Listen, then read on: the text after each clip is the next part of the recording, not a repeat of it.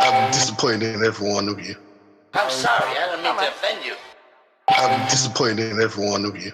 I kiss you on the mouth. No, I'm not cool with that. I'm sorry. One more time. I'm disappointed in every one of you. I mean, I'm dealing with degenerate animals. I'm disappointed in every one of you. Disappointed in every one of you. All right, come on. Honestly, I can't do it, man. I'm disappointed in every one of you. Let me tell you why. Gonna be all right, Nicky. Go ahead, shoot. You just killed a little fucking man. What are you going to do about it? Yeah, because you got nothing. You don't got a thing. Yeah, because you got nothing. Lobito! Got nothing. I want to get out. I want to get out of this rat hole. I want to get online. I need BDA boxing.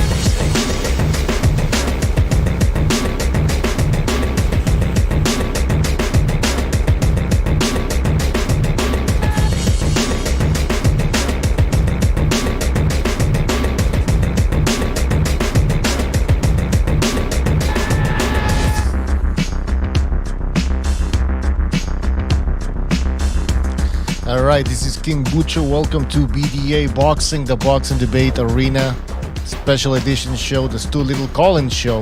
We will be having the phone lines open and you will be able to talk to the one and only Stu. Stu, are you there? He's making some tea, I think. Yeah, I'm here, man. I'm here. What are you saying? What's up? How are you, man? I'm good, man. How are you? Pretty good, man. I am the one drinking some tea right now. And yeah, man, Wow, listen, I'm gonna open the phone lines pretty soon. I don't know if there's anything specific that you want to talk about. Well, you know, there's some big fights coming up in the next few weeks. We've got Usyk to Stuart, which is close. There's the Kell-Brook Crawford fight.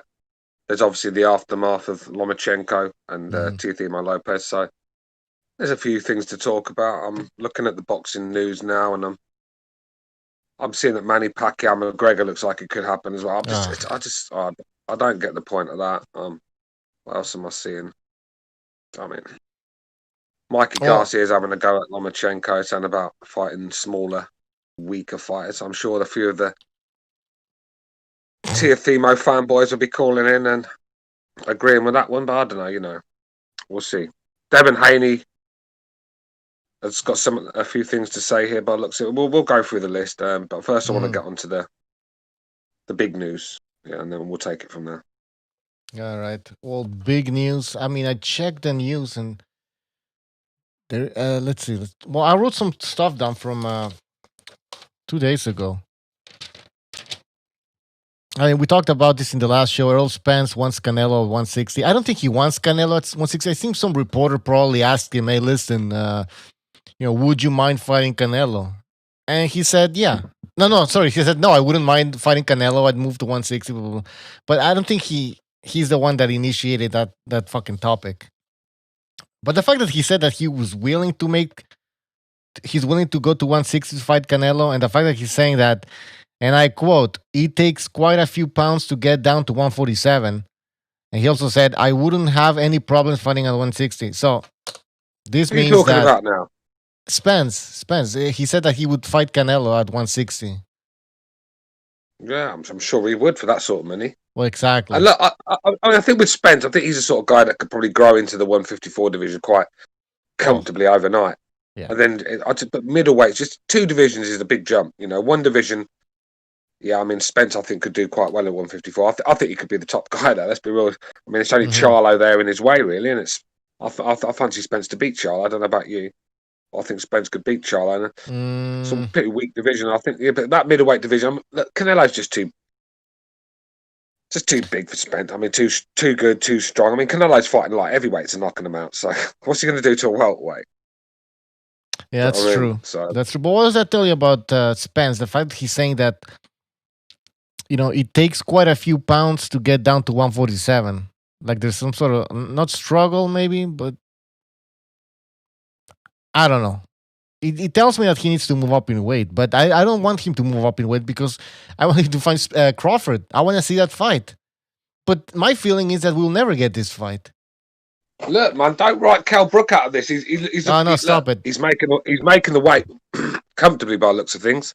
I mean, that was the one concern of most people on here, that he was going to struggle on the weight. He's been this COVID's been a blessing in disguise because it's sort of like closed the gay bars up. No, I'm only joking, but it's sort of like where he can't go out and get drunk and get overweight. He's been able to concentrate on the training in Fuerteventura in Spain.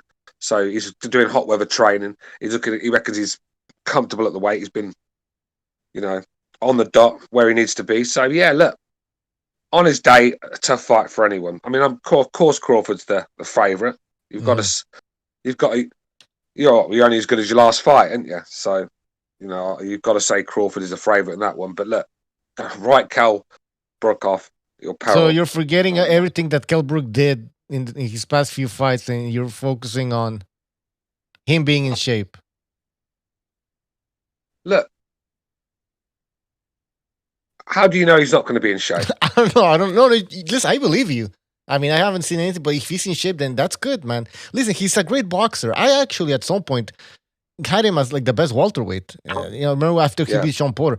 But we know the whole fucking story with Kell Brook. What happened? He moved us up in weight because he's greedy and gets bashed up, moves back down to 1 foot, and that was 5 years ago, or something like 4 years ago, or something. Come on, man! Like he's not the same guy. Kell Brook is, for me, probably the most frustrating career from a British fighter I've seen in the last 20 years, where a guy just had so much potential and you just didn't get the best out of him because bad promotion from Eddie Hearn, one reason. Lack of desire from Kell Brook, really. I mean, have you really seen Kell Brook like calling out these fights? Making a noise, making it clear that he wants to fight the big guys, being at these fights, saying, "Look, I'm next." No, you never see that from Kell. When he was on the top of his game, he wasted training camps on fighting bums like Bizier and fucking Jojo Dan and Frankie Gavin. I mean, fuck's sake, like the donkey sanctuary, innit? Reading all them names out. So, look, this is his big chance. The thing is with Kell Brook, he's got a style that's going to trouble Crawford because world-class jab and world-class straight right down the pipe. And Crawford's quite wide with his punches. And, Crawford, he's quite vulnerable himself at times. Look, world-class fight, of course he is, but he's got his vulnerabilities. I've seen things that can be exploited in Crawford where he can be beat. This guy's not unstoppable, trust me. Listen, if Crawford underestimates anyone's respect. Yeah, if Crawford underestimates Kell Brook and Kell Brook somehow manages to come in ready for the fight, I mean not shot, basically, then man, it's gonna be trouble for Terence Crawford. But whatever the Brotherhood says, Spence knocks out Triple G. All right, Brotherhood, you want to call in? I suppose Brotherhood's got Biden beating Trump as well. I mean, come on, man. Wait, the polls have Biden up, man. But if you believe them polls, Butcher, you need to start that fucking alcohol, mate. I don't trust this. Fuck the listen, polls, listen, I don't want to get into that. It's the final thing I say about politics, but you've heard it first from me. Trump landslide. I think so, unless they steal the election or something crazy. But that would just... Hey, mate, Brexit was 13 points down on the day of election, and Brexit won. I mean, just can't trust the polls. They're just going around liberal cities asking people on the streets in New York and in LA and that. Like, you're not going to get the feel of the country going to fucking California and then in New York. You're just not. So I think some people are afraid politics out there. I don't want to get into politics. But Trump landslide. I don't. Well, I do actually, because I think it's a bad thing for the whole planet if Biden gets in charge. I do think. Oh fuck yeah, man! Dangerous guy, man. But yeah, back to the boxing. Look, Kell Brook was always been one of my favourite fighters from the UK, but it got to this point where I just couldn't defend him no more. Mm-hmm. You know what I mean? You just can't defend what he was doing. So look, but is it a bit too late? It's his last hurrah. But anyone that writes him off, anyone thinks that he's going to go in there and do what Khan did, fucking fall over and take his money. No, that's not going to happen. Well, I mean, the thing with Kell Brook is he puts up a good fight, but then he kind of like fades and at some point sometimes quit. I mean, what's that fight he had after the after the Spence fight? He had a comeback fight at 154. He fought that fucking Mal stripper, didn't he? What was his name? He looked like shit, man. No, did he fight an American guy that was a male stripper or something? I have no idea. He fought somebody. Italian American guy. Yeah, I can't remember his fucking name because he's irrelevant. Kell Brook shouldn't have been taking that fight. I mean, and chasing Khan around like anyone cares about him beating Khan. But Stu, you talked about. Come on, you talk about Kell Brook having a lack of desire or something. Listen, he went to the U.S. and beat beat Sean Porter, and Sean Porter was a favorite. Look, I'm not telling you, but that's not lack of balls and lack of desire is a different thing. See, lack of balls, definitely not. A man jumped in there with Spence, Golovkin. Now he's getting in there with Crawford, Porter. I mean, anyone that calls Kell Brook a fucking coward, I mean, you've got no business talking boxing. I'm on about desire. I'm on about wanting to be the best. I just didn't see that in him. It's like it's a bit like he got to the top of the mountain and that was it. He just sort of like instead of staying at the top, I've done what I have to do and sort of like took his foot off the pedal. And then you can't do that at the top in boxing. You've got to still stay at the top of your game. That's why the longer Floyd's out of retirement, the more I respect him because obviously when he was in boxing, I loathe the man. But now he's gone, you sort of respect what he did. All right, he had his faults with his cherry picking and getting everything go his own way, but he still stayed on top of his game for all them years, and he's fighting good guys as well. So look, it's getting to the top's the easy part in boxing. It's staying there. Right, and that's true. That's true. But Kell Brook, I mean, he did fight Sean Porter. I mean, he has balls for that, and he also had balls for fighting Golovkin. And I really believe that guy thought he could beat Golovkin, right? But obviously, he was much smaller. But, yeah, I mean, I just thought he thought explosiveness and speed and being light on his feet was going to be enough, and it weren't because the thing with Golovkin, he just keeps coming forward and forward and forward. And if you're not getting his respect with your punches, then it's going to be a very, very well. I was going to say long night, but a short night. Let's just say that. Yeah, so true. you know. Yeah. Look, he looked brilliant at times. I mean, Golovkin was getting pieced up. He was, but that was the speed doing that. But as soon as Golovkin sort of got his rhythm, got his distance right, started cutting down the angles, Kell Brook was just constantly on the back foot running. And when you're running, I mean, it's hard to win a fight against Golovkin when you're just running. Danny Jacobs will tell you that. Jason Bourne calls Kell Brook a hype job. I think he's just trying to piss Stu Little off. Ah, yeah. I mean, he just wants my attention, bless him. He doesn't get any in the bedroom with his missus, so he comes here and tries to beg it off me. Precise in the chat says Kell Brook fought that Golovkin has no skills hype. That's right. That's what they call him, a Golovkin with no skills hype job. Mark, on Rival Boxing, are you there? Yes, what's going on? Welcome to the show. We're just talking about Kell Brook fighting Crawford and... What's up, mate, Mark? Yeah, what's up? What's up, Steve? I'm good, mate. How are you? I'm grand, man. I'm grand. I'm chilling. What's your opinion on this fight, brother? Yeah, does Kell Brook have a chance? He punches chance. Oh, okay. He's got one of the best straight rights in the business. Yeah, definitely. Really that right hand, straight right hand is a work of art. It is. It's beautiful. Crawford, he can get pretty wide, so he can be tying down that straight line. But I don't see Kell winning, just because like if this was like 4 years ago, Kell Brook, like prior to Golovkin, just before the Golovkin fight, like the dude who should have fought Jesse Vargas and not filled in for Eubank, I would have picked Kell against Crawford. But right now, no. The dude, yeah, he got a win over Mike Zarafa. That's his best win in the last couple of years, and he's the Australian stripper, isn't he? Who went 1-1 with Jeff Bond. I knew he was a stripper. I thought he was an American Italian or something, Italian American or something. Oh no, same Aussie, shit. I'm joking. Oh, yeah. I mean, I'm not going to argue with Mark. So yeah, if he's an Aussie, he's an Aussie. But look, he could be from fucking Baghdad. It don't really matter. He was a donkey, and he shouldn't have been in there. You know what I mean? So. That's my point on that one. Look, just a disappointing career. Look, then again, when you look at these big names, he's got some real dangerous customers in there on his resume. So you can't knock that. But it's just a lot of trash around it, isn't it? How long was that He's ago? wasted the best years of his life. Wasted. Yeah, he's got one good win. He's got one good win in his career. One. And that's the sad thing about it. That is the sad thing about it. Because look, I truly believe. I might get a bit stick now, but I truly believe if Kell Brook had fought Spence when he was meant to fight Golovkin, I would have fancied Kell Brook to win that fight. I think Golovkin took a hell of a lot out of Kell Brook. That beat him. Oh, for sure, really man. He fractured his face. Psychologically, I Don't think he forget, was broken. going into that Golovkin fight, Kell Brook got stabbed in the leg out in Marbella as well. So this is dude coming off of a stab wound.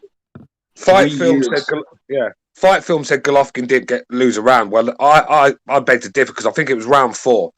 Golovkin got pieced up badly.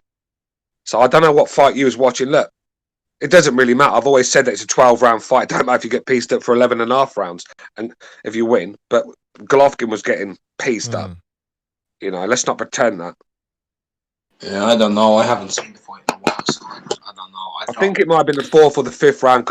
Kell Brook was just throwing combinations at this guy, and it was actually taking Golovkin back. Do you know what I mean? He was getting him on the back foot, pushing him back a little bit. You got constantly doing it. He just didn't have it in his tank. That's what I think will be the problem with Crawford, because Crawford's work rate, when Crawford wants to get busy, you know, I just think he might overwhelm Kell in the end. The thing with that Kell Brook Golovkin fight. Oh, go ahead. No, go ahead. No, just quickly, Golovkin against Kell Brook fight. Golovkin went in there to stop this guy. He didn't even care if he got hit back, because there was a lot of negative. But people were complaining about that fight because they said it was a mismatch, right? So what happens when it's supposed to be? What happens when a big guy is fighting a little guy that he's supposed to knock him out? He has to go out there and knock him out. And that's what he tried to do from round 1. He could have like jabbed and boxed like when he boxed Lemieux, but Golovkin decided not to do that. In my opinion, he just went there and tried to destroy the guy. Yeah, I just think with Golovkin, it got to the stage where he's just sort of like totally neglected his defense in that fight. It was just steamroll forward and get this guy out of there as quick as he can. And the thing is, when you sort of like go in there with that sort of game plan, it can come back to haunt you a little bit. He was never going to do that against Kell because he's just a far superior fighter to Kell. But another day with someone else, he could come unstuck. And you know, that was my problem with Golovkin. Just didn't block. He was blocking punches with his face in that fight. Oh, he was. And there's so many fights when Golovkin did that against not Dominic Wade. No, he fucked him up. Willie Monroe Jr. He didn't really care. I mean, because he didn't respect their power. But when he fought David Lemieux, I mean, you saw a completely different Golovkin in that fight. Yeah, but I thought it was a beautiful performance from Golovkin. That I don't know why we just didn't get a bit more like that sort of performance from him, where he's sort of like thinking about his work and not just flying in fucking head first. I mean, so Mexican style, Mexican style. I just think, you know, maybe he should have brought that sort of game plan against Canelo in the second fight. You know, maybe that would have been a better game. Yeah, because I think the jab could have been the key in that second fight. But for me, I just thought he got. All right, hold on. Mark, if you want to say something, also Speak Your Mind's boxing talk. D. Jefferson. And tell Precise to come on and obviously it's a debate show. Precise can come on and fight his corner. There's no beefs here on the BDA. I send him a link. Give him a link. Send him a link. Yeah, I did. He wants to. He knows if he wants to jump in, he can jump in anytime. All right, go ahead. I wanted to ask, do y'all think Crawford is going to try and fight Kell Brook southpaw? Because if he does, I think that'd be stupid. Just because that's the straight right that's playing into Kell Brook's biggest weapon. I just think Crawford is going to switch where he needs to switch. If he needs to go orthodox, he'll go orthodox. He can clearly fight either way. He's just going to fight wherever he gives Kell Brook problem and just. Yeah. I take it. D's in the house. Yep. Is that you, D? What's up? What's happening, brother? You sound like you've just got out of bed or something. You all right? No, I'm just kind of slow. My daughter came in from out of town, Texas this morning, so I've been up there. Yeah, you're not really a big fan of this fight, are you? What, the Brook and Crawford fight? Yeah. I don't. I think that Brook has to drain. That's my problem with it. If it was more on even playing field, then Brook's healthier at 154. I mean, he needed to go to 154 when he fought Spence. He needed to go up there. And that was 3 years ago. So just pretty sure he has to drain down, and it's not a level playing field. So I think it's easy for Crawford because Brook don't get the job done early. And he's not gonna have the tank. I'm telling you, coming down that kind of weight after 3 years, and he had two bad fights with first Golovkin and then Spence cracked the other damn side. Bro, that And was that was 3 a years long ago. time ago. That was a long. Right. Now people forget this And wasn't he like last needed to year. go right. And he needed to go to 154 then. He needed to go to 154. Yeah. So now I just can't see it. Money talks. Yeah. Money Precise is talks. going it. Precise is going out at it with a few people in the chat who think Cal Brook won. There's one guy said he won 1 round. The guy said he won 3 rounds.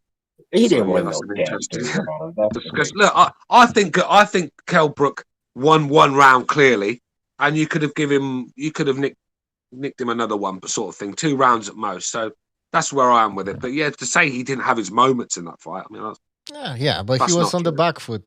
Look, of course he was, but that's why I always say it doesn't matter when people say Amir Khan was doing well against Canelo. He wasn't doing very well. It was a matter of time before Canelo decided that this fight's going to, he was carrying that fight. As soon as Canelo upped the gears, who's sleeping? Amir Khan. That's who's fucking sleeping. So let's come on. Right. Yeah, what you think about this fight, Stu?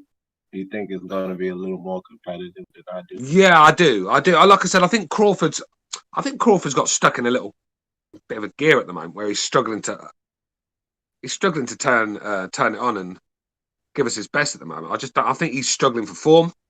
If you get what I'm saying, I find that that's what happens when you're just fighting guys you're far superior to. You just get stuck in to their sort of level. You get stuck in a gear, and when you try to turn it on, it just don't happen like that. Fighters can't just turn it on and off.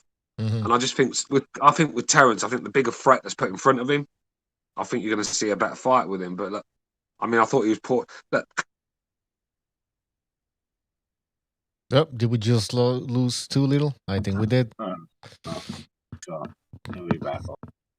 Well, All yeah, right. I just think the weight. I mean, I hear what he's saying too, but I think that Crawford, not like he's going to box with Schmo. You know what I mean? He's going to box Terence Crawford. Like the dude can box. He box on the back foot, can box coming forward, punch in between you punching. Crawford can do it all. He can switch hit.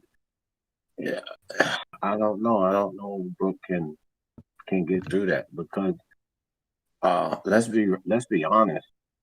Errol Spence is not the boxer Crawford is, and whether we say it's the eye socket or whatever, he still lost the fight to Errol Spence, and it's not like he was beating Errol Spence all the rounds until he got stopped. No, that fight was back and forth. So if he's not outboxing Spence 3 years ago, still weight draining, he ain't freaking outboxing Crawford.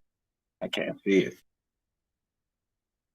Let me say one thing. One thing with Cal is if people know how to use their jab well and they've got length over him, they'll make him struggle. So Rafa made him struggle with his jab.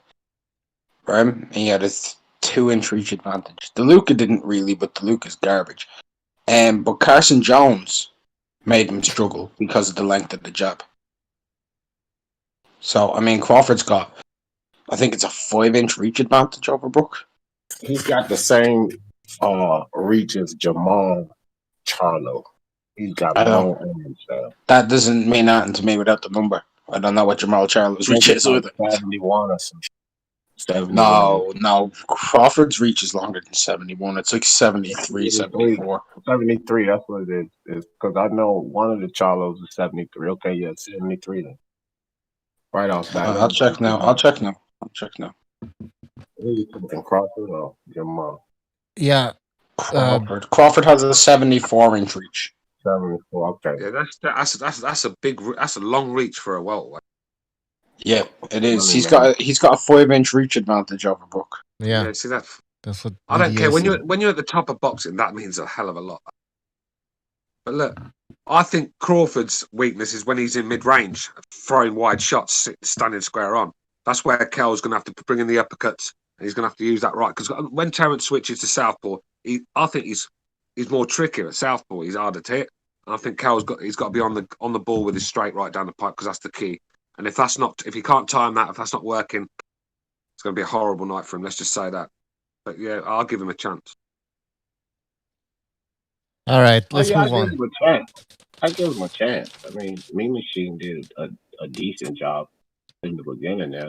He got a chance, but just got to pick Crawford. Mean Machine won't drain down either. At this point, is Kelbrook just a name? Seriously? Hang on a sec. Is there any chance he can turn up his sound a little bit? I'm really struggling to hear him. Deke. Oh, my bad. No. All right. Yeah, and we got Gonzalo in here. No, that's And Mark. we got who's the, that's Mark, that isn't it? Who's this? Oh little rabbit no! here, You're looking at something else. No, Gonzalo's not here. Okay. Yeah. All right. What else? What else? Hey guys, so is Agassi fight off? Last I heard, he going to a legal situation. Last I heard, he's fighting Nuri Safiri. Yeah, that's what I. So what the fuck's going on? Can somebody clarify what the fuck's happening? Because the fight. I thought he's fighting Nuri Safiri in Russia. Yeah, that's what I thought as well. Let me Google that. Somebody in the chat, can you tell us if Gassiev is fighting this Saturday? He's meant to be fighting Nuri Safiri on Saturday. Gassiev is another one. Just gone stout. You know, he took a schooling off Usyk, and I've just gone in hiding ever since. You know that was a time when he should have bounced back and. Hey, well, Stu, he's moving up to heavyweight. You know that, right? I don't know, man. Why do these fighters take so long to fight, man? You know. Yeah, but Stu, one fight every 2 years is no good for anyone. Stu, you know Gassiev is fighting in the heavyweight division now. It's his heavyweight debut. Yeah, but don't matter. He should be fighting. I mean, look. I've just lost interest in Gassiev right now. Just lost interest in him. That cruiserweight division since Usyk's left, it's sort of gone. Yeah. It's lost its spark, innit? Yeah. Since Usyk's gone, it's just lost its spark for me. But yeah, Brutus did his thing. He kind of. We knew he was. Yeah. But talking to Usyk, Mark, Dave Allen fight. I mean, is this the undercard of this box office event? Is this the co-main event? Dave Allen. Please tell me this is not true. I don't think Dave Allen is the co-man. I think Lee Selby and George Kambosos is for the IBF final eliminator. But it still sounds like shit to me. The whole card is crap.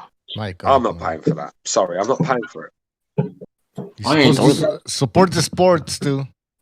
No. Folks supporting the sport. Dave Allen's gone on to support Eddie Hearn, you mean? Support Eddie Hearn so he can go and buy himself a new fucking Bentley. Get out of here, man. I'm not supporting that guy no more until he puts on a decent fight. I've tried to have a quick look at like Lovejoy's record because I've heard of him before and I seen one little clip of him in the past, right? I went to have a look at his record. Like, okay, 19-0 with 19 knockouts, right? Wow. And then I go and I look at it. This dude's beating debutants, guys with losing records. Only one dude he's fought had a winning record, right? But I went through like the first 8 guys or something, and I counted that through these 8 guys combined, something like 24 or 25 first round knockouts against them. Jesus. Like these dudes are all getting knocked out in one round. These are these are people that like you could essentially beat with like your dick in a fight. You wouldn't even need to throw a punch. It's the thing that these Eddie Hearn fanboys, they make me laugh. These are the sort of guy that go. They'll go to a guy that, you know, to get some weed, and he'll short them and give them shit weed, but then they'll keep going back for more. Yeah, he sorts me out. He really does. No, he don't. He's ripping you off, but you don't fucking see it. You know, he's one of these clowns. Yeah, good value for many Chisora, innit? Chisora, what, with 9 defeats? That one. Like if Usyk don't fucking piece this guy up and school him and look good doing it, then I'm going to be a bit worried for him against the other guys, because he's got to be putting on a show against Chisora. He has. That's simple as that. But Stu, the point is that Usyk has never fought a heavyweight, a top contender in the heavyweight division, and now he's doing it with Chisora, and so it's not about Chisora's. This isn't Tyson Fury fighting Chisora again or something. It's Usyk, a cruiserweight that's moving up in weight. So it's a good fight to climb. Yeah. Rodney Wallace in the chat. I mean, I don't think it's the real Rodney Wallace that used to play for Leeds, but Rodney Wallace in the chat. I think he's a Dave Allen fanboy. He's getting mad at me. He's saying that Dave Allen's been on 6 pay-per-views. He's a draw. He's been on 6 pay-per-views because Eddie Hearn keeps selling you the bum and you keep buying it. I mean, come on, man. Can I go on this? First, he hasn't been on 6. He's been on 7. This is his 8th that he's going on to. Right? That's the first. The second is, in Dave Allen's own words, he hasn't been given any opportunities. Right? That's his own words. When you're going into your 8th pay-per-view, you've been given more opportunities than anyone. I think he's toying Dillian White in pay-per-view fights. I think he's toying Dillian White in pay-per-view fights. That's ridiculous, man. This dude's headlined the O2. It's not about X Factor.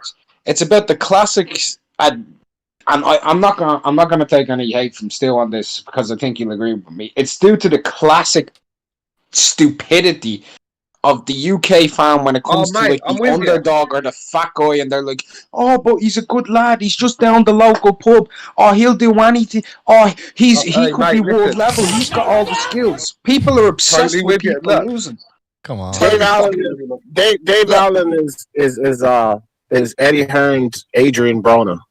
He keeps selling them more pay-per-view. I'm no fan of Adrian Broner, but don't disrespect AB like that. I think it's very disrespectful to Adrian Broner. I mean, Dave, this Dave Allen, right? I mean, he's punch drunk already. He's barely at 26, and he's talking like Brandon Rios. Yeah, he's just useless. I mean, look at the times he's come out of shape, where he's running out of steam after 3 or 4 rounds. How was this man conned a living out of boxing? And you've got Rodney Wallace, aka Basement Boy, who fucking sitting there happy with this, happy that he's going to pay 20 quid to watch Dave Allen again. I'm surprised he's not calling for a price to come back as well and be put on the card. I mean, when it is enough is enough. I think this hate for Eddie Hearn is unfounded and disgusting. Oh, you do you? Oh yeah, okay, right. Yo, right.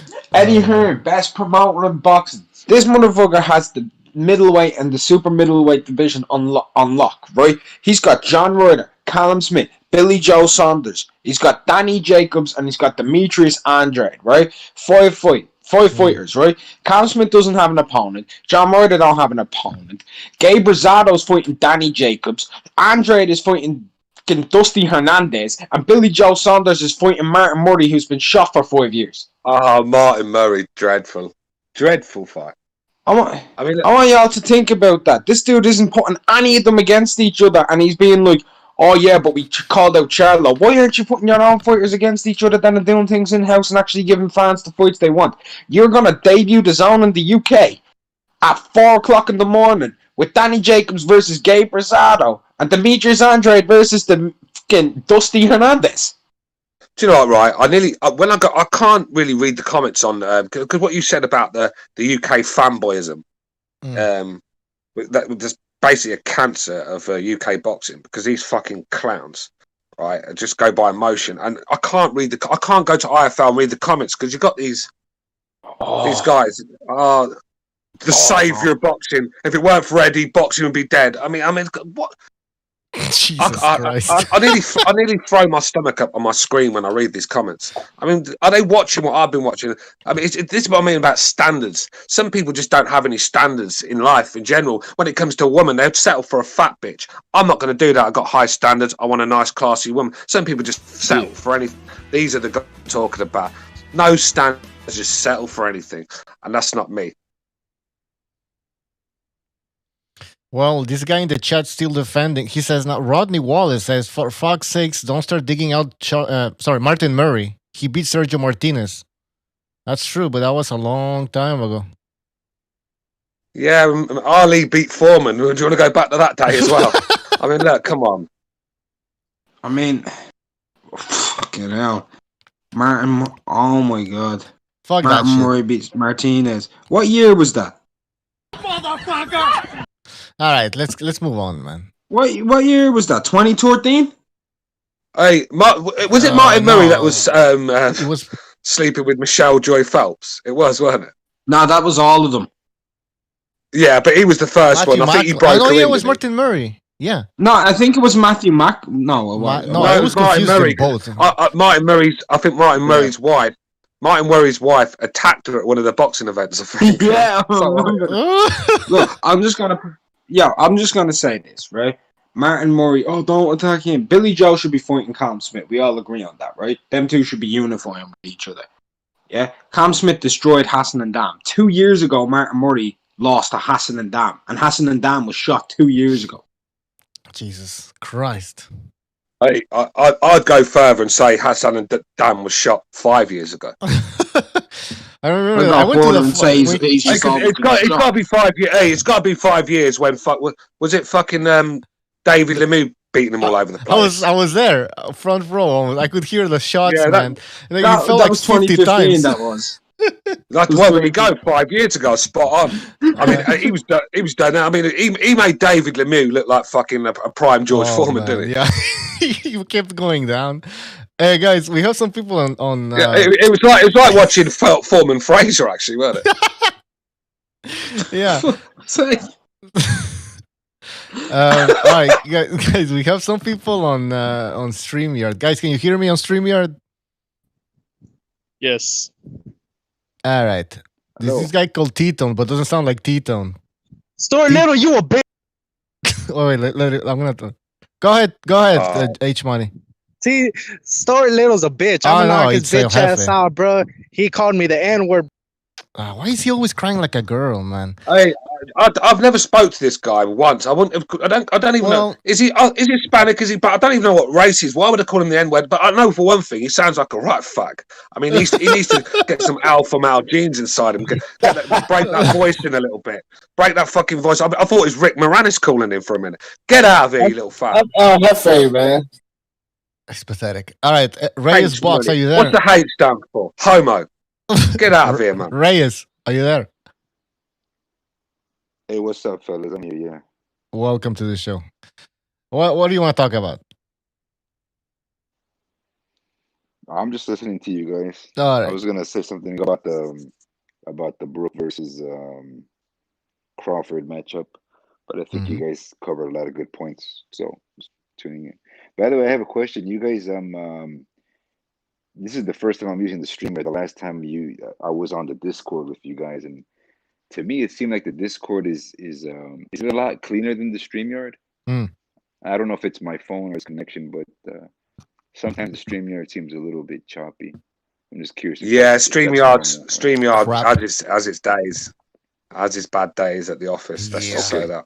Yeah. I mean, the thing is, we can't have like tons of people at the same time, or else the show is chaotic. That was an exception. That show you were in, we had an open panel, sort of like the FA Cup. Anybody can play, but not today. But anyways, if the sound's too bad, man, you can always call in. Call a phone number. But anyways, so you don't want to talk about anything specific? Well, like if any one of the boys in the panel want to bring something up, I mean, yeah, anybody. Stu, you're the Who thinks Tank Davis can lose to Leo Santa Cruz? I do. All right, well, let's hear it. The thing with Tank Davis, I always had Tank Davis's corner. I backed him because I saw the talent in the kid. Very explosive fighter. This kid, if he had some sort of dedication, he'd be a real top fighter. But it's just with Tank. I mean, you just see a little boy that's just not taking the game serious. And I think when you go around acting like that, it's going to catch up to you eventually. And look, Leo Santa Cruz is no mug. He's no mug. All right, he's quite boring to watch at times. But if there's a reason, he lost one fight and revenged it.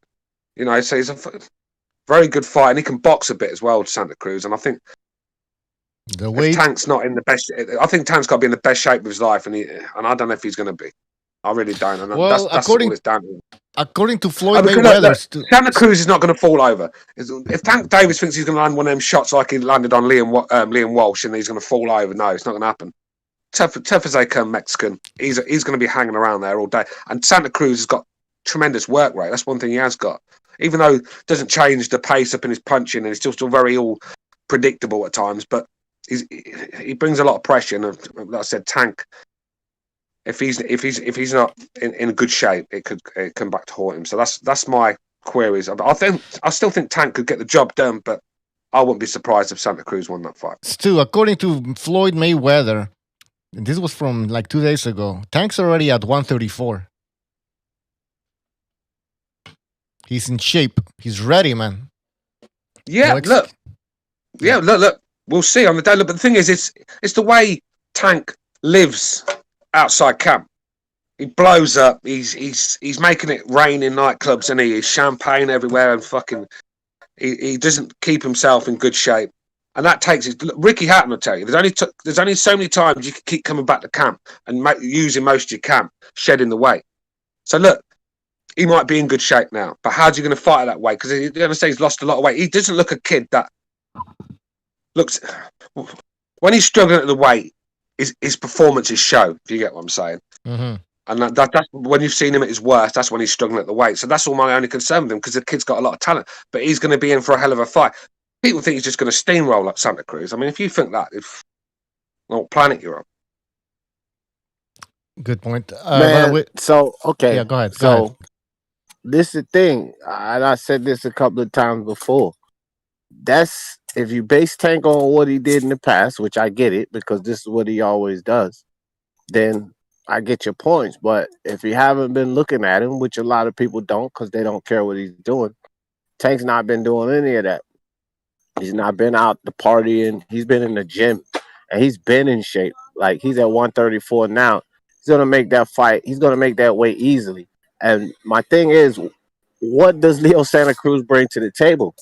If Tank is not there, but this is my okay. I hear you, Stu. But if Tank is not there to gas out, Leo Santa Cruz can't hurt him. You're talking about a guy that came up from 118.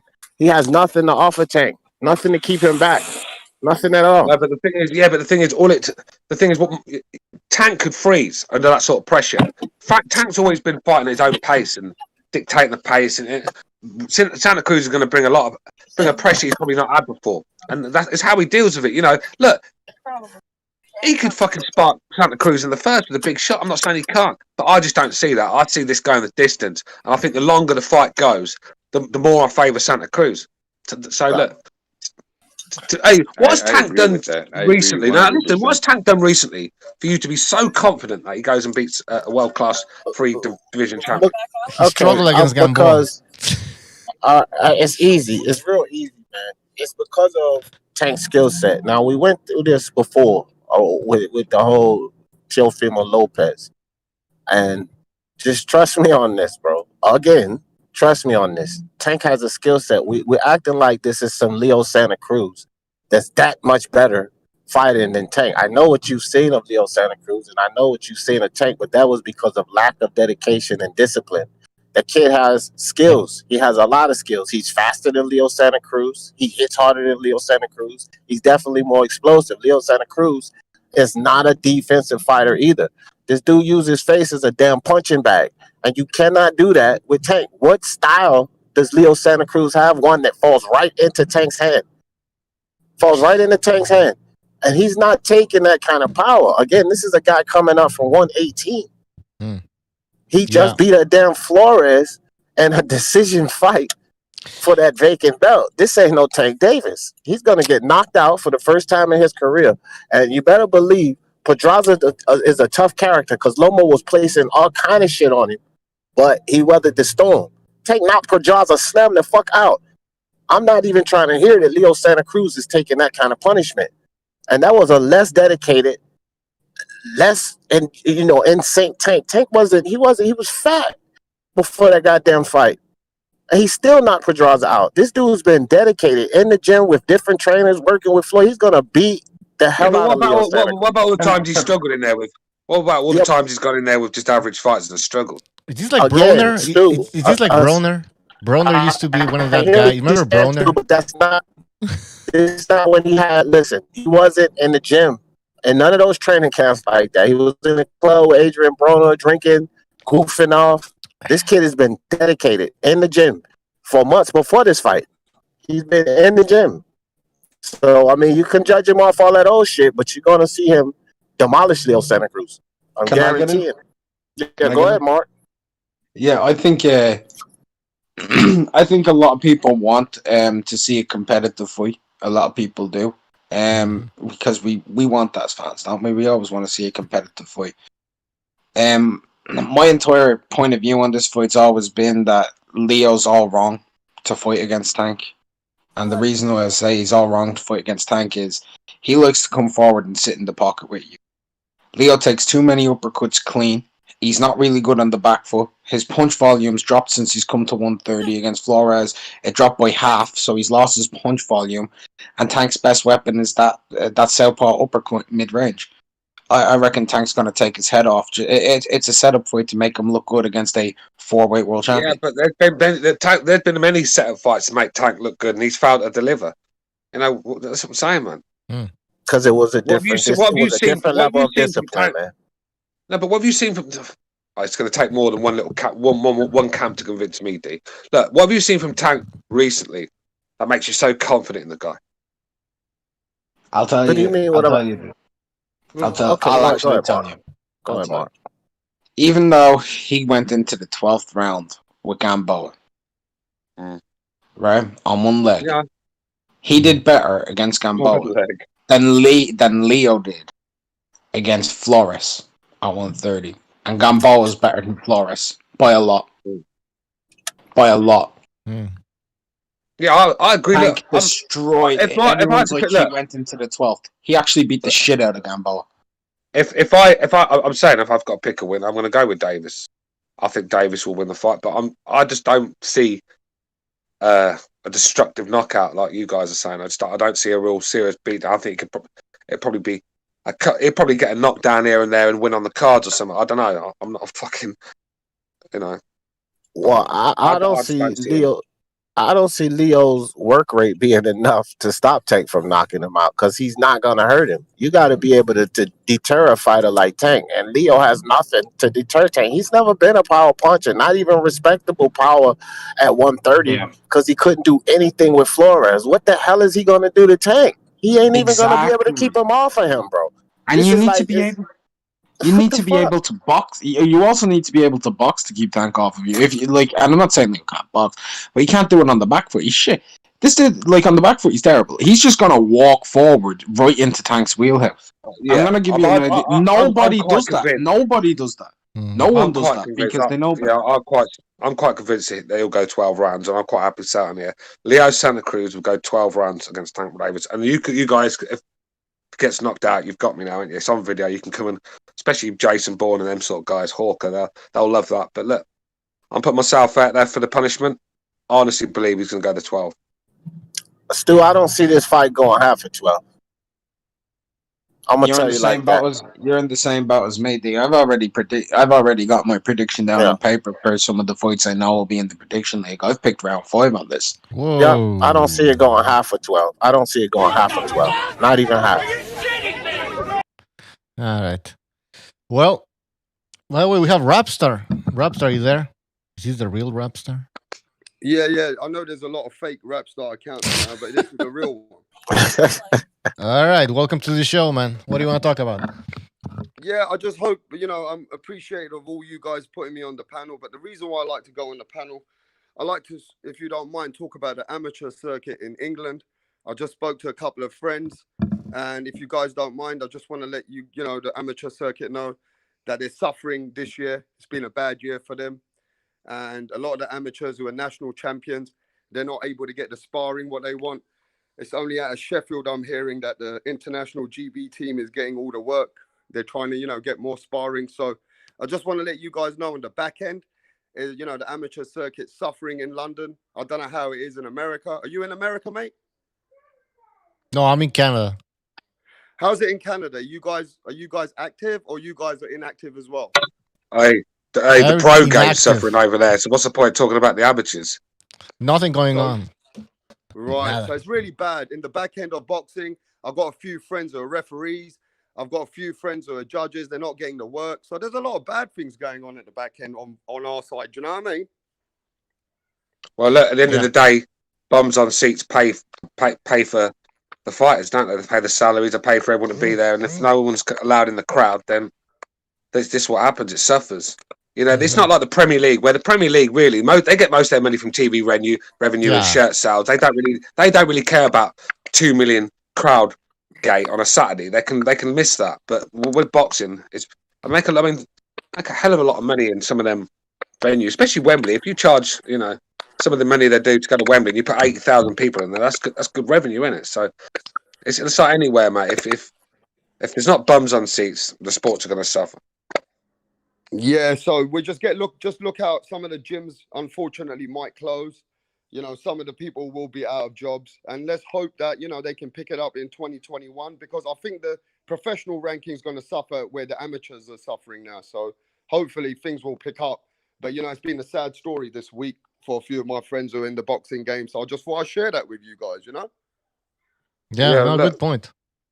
Yeah, man. This is the thing. I mean, it's boxing's a bit like the world in general. It's like the money seems to be going to all the top guys, and it's not been funneling down to the lower guys. It's just you either making a lot of money in boxing or you make nothing. There's no in between sort of thing. And I think I'd like to see some of the money funnel down a little bit and get, you know, and that helps with these young guys. I mean, we should be funding these young kids to go over to Mexico and to America and to learn from these sort of styles of fighters and, you know, see how they do it. You know, it's got to be good for a fighter to go and learn in America where they're going to get the best sparring, in Mexico when they're going to be fighting kids as tough as they come. You know, that molds you into a world-class fight. That's what the amateur game's so important, because they're going all around the world fighting these different styles. So when they get into the pro game, they're ready for it. And that's where a lot of these American fighters, because they're, and especially American fighters, where a lot of them, where they've turned pro a bit too early, have not really had an amateur background. Then when they've been shoved in with a crafty customer, they've fought to pieces, sort of thing. You know, so the young ones I'm talking about coming through. I've seen a lot of young American talents fail to deliver recently. So, and I think that's what it is. Just, you know, that's why the amateur game's important. Hey, Stu, we have a phone call. Let's take it. 262, you're on the air. 262. Hey, it's Fat Clemenza. How we doing over here? How we Oh, doing? Johnny boy, what's How we up, doing, man? Hey, it's Clemenza. How we doing? How we doing, Bocho? Stuart, Mark, D, gentlemen. I just came in. What's happening, Johnny? Called to discuss. I came to discuss two quick things. Who the fuck keeps talking? Oh, who the fuck? Here, I'm the phone call. Shut up for a minute. All right, go ahead. No one's talking, Johnny. No one's talking, bro.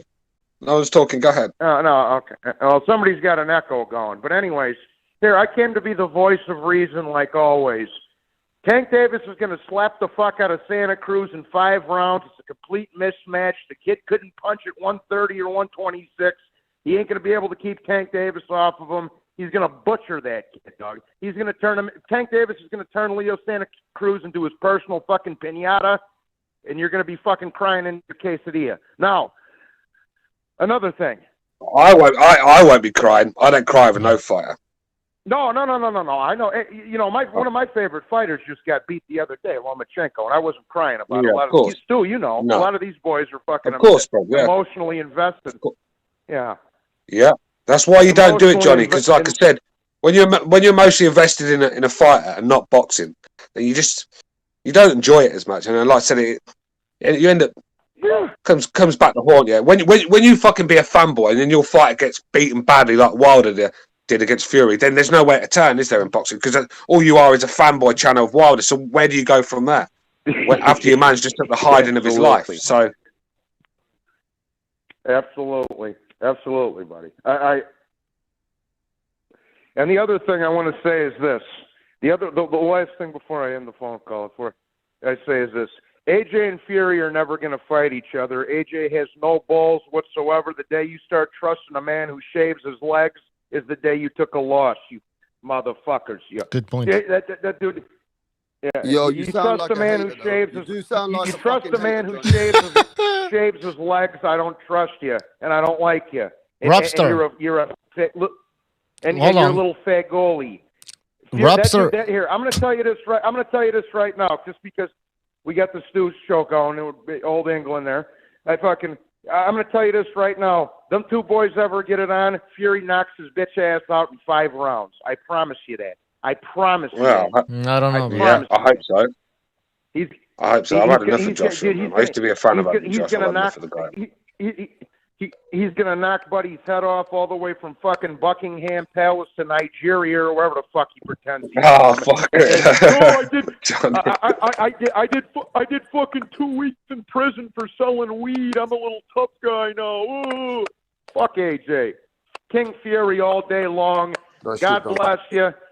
Thank you for taking the phone call, Bucho, Stuart, D, Mark. Love all Johnny, you guys. man. God bless Johnny. you. All right. Johnny. Take care. Johnny, you're always welcome on this show, mate. You don't have to, calling in and thanking us for taking the call, mate. You're always welcome on this show, brother. Oh, Rapstar's Somebody was pissed off, calling my name, Rapstar. me. I wanted you were saying something. No, I was just saying I don't really like the way, some of these people, they haven't even been in the ring for 30 seconds hating on fighters like they're tomato cans. I hate that shit, bro. Because I come from that, I look at kids, what they take to become a boxer. So, there's a different side of boxing that I respect the game.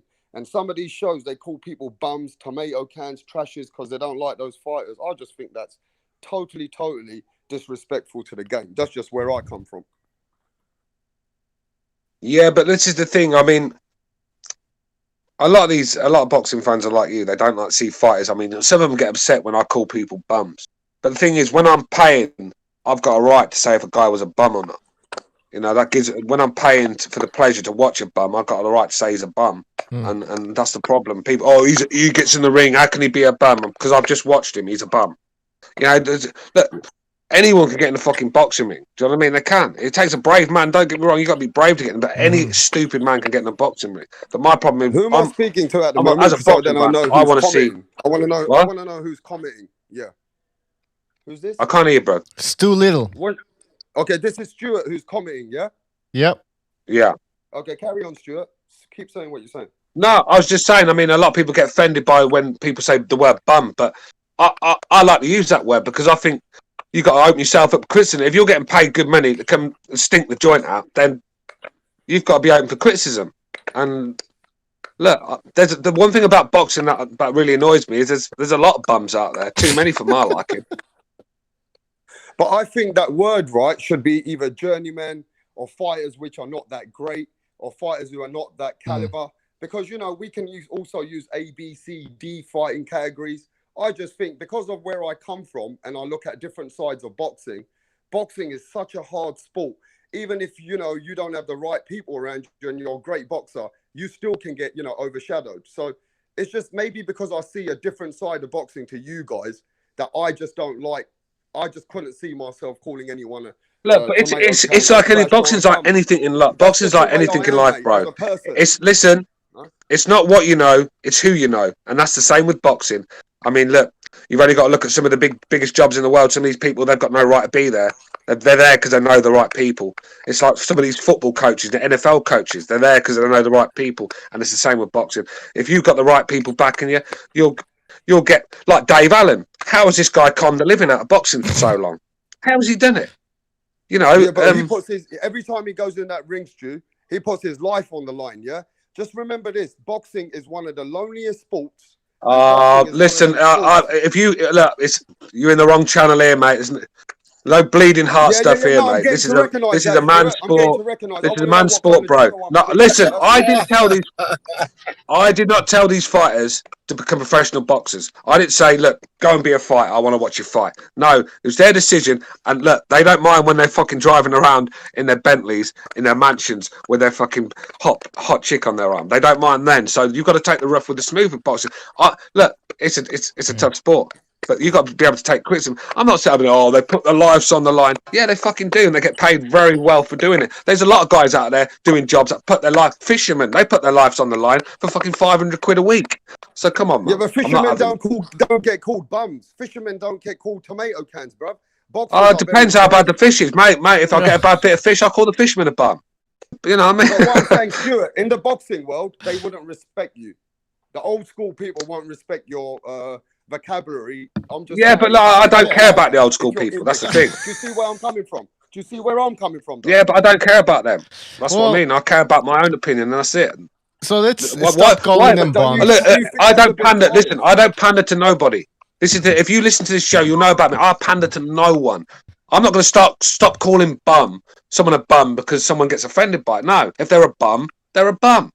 It's simple, isn't it? Just say what you see. Stop all this snowflaking, all this fucking do-gooding snowflaking stuff. Forget it. Just say what you see. The world will be a better place. Does this channel interview fighters or anyone in the fighting game? Does this channel ever do that? We had a bunch of boxers. Yeah, so don't you think okay, do you also feel like boxers can be called bum and trash? The other guy? No, you know what? Sometimes I use the word, this is my opinion. Listen, I'm not going to tell Stu what the fuck to think or do. Stu is his own person, whatever. Me personally, sometimes I use the word bum, but sometimes I question it because, I do respect anybody who gets in the ring. But I get Stu's points as well. Listen, I'll start using the word journeyman, if that makes... Hey, listen, have you seen the fucking stick Premier League footballers get for having one bad game? They get ripped by the whole planet. The thing is, the Premier League's watched by the whole world, and these players, because I'm obviously on their Facebook pages, I see this stuff. They get ripped a new one every time they make a mistake. So look, every sportsman is open for criticism. Why are boxers so protected all the time? Look how the media tiptoe around boxers, because boxers are such snowflakes these days. They start chucking people out of press conferences, especially the YouTube channels that don't even clout. That's why Nez become a fucking arselick. Because if he didn't, he wouldn't get in these little VIP areas with Deontay. You've got to be an arselick to be in the boxing media because these fighters don't like criticism as snowflakes. And that's the problem. And that's why a lot of them don't learn, because they've got too many yes men around them, not telling them what they're doing wrong. Oh, keep doing what you're doing, Deontay. Yeah, right. That worked out well, didn't it, against Fury? Yeah, but that's just in a higher caliber of boxing. We're talking about, there's boxing goes around every circuit, amateur, people coming up, people which lost a fight and then they prove themselves. I just think, I just think where we come from, that we're putting a lot of respect on the game again. And we've got our own channel coming, which will just, show respect in the game, just show, what a fighter takes after a loss. There's so many different sides of boxing, Stuart, that sometimes the respect is forgotten.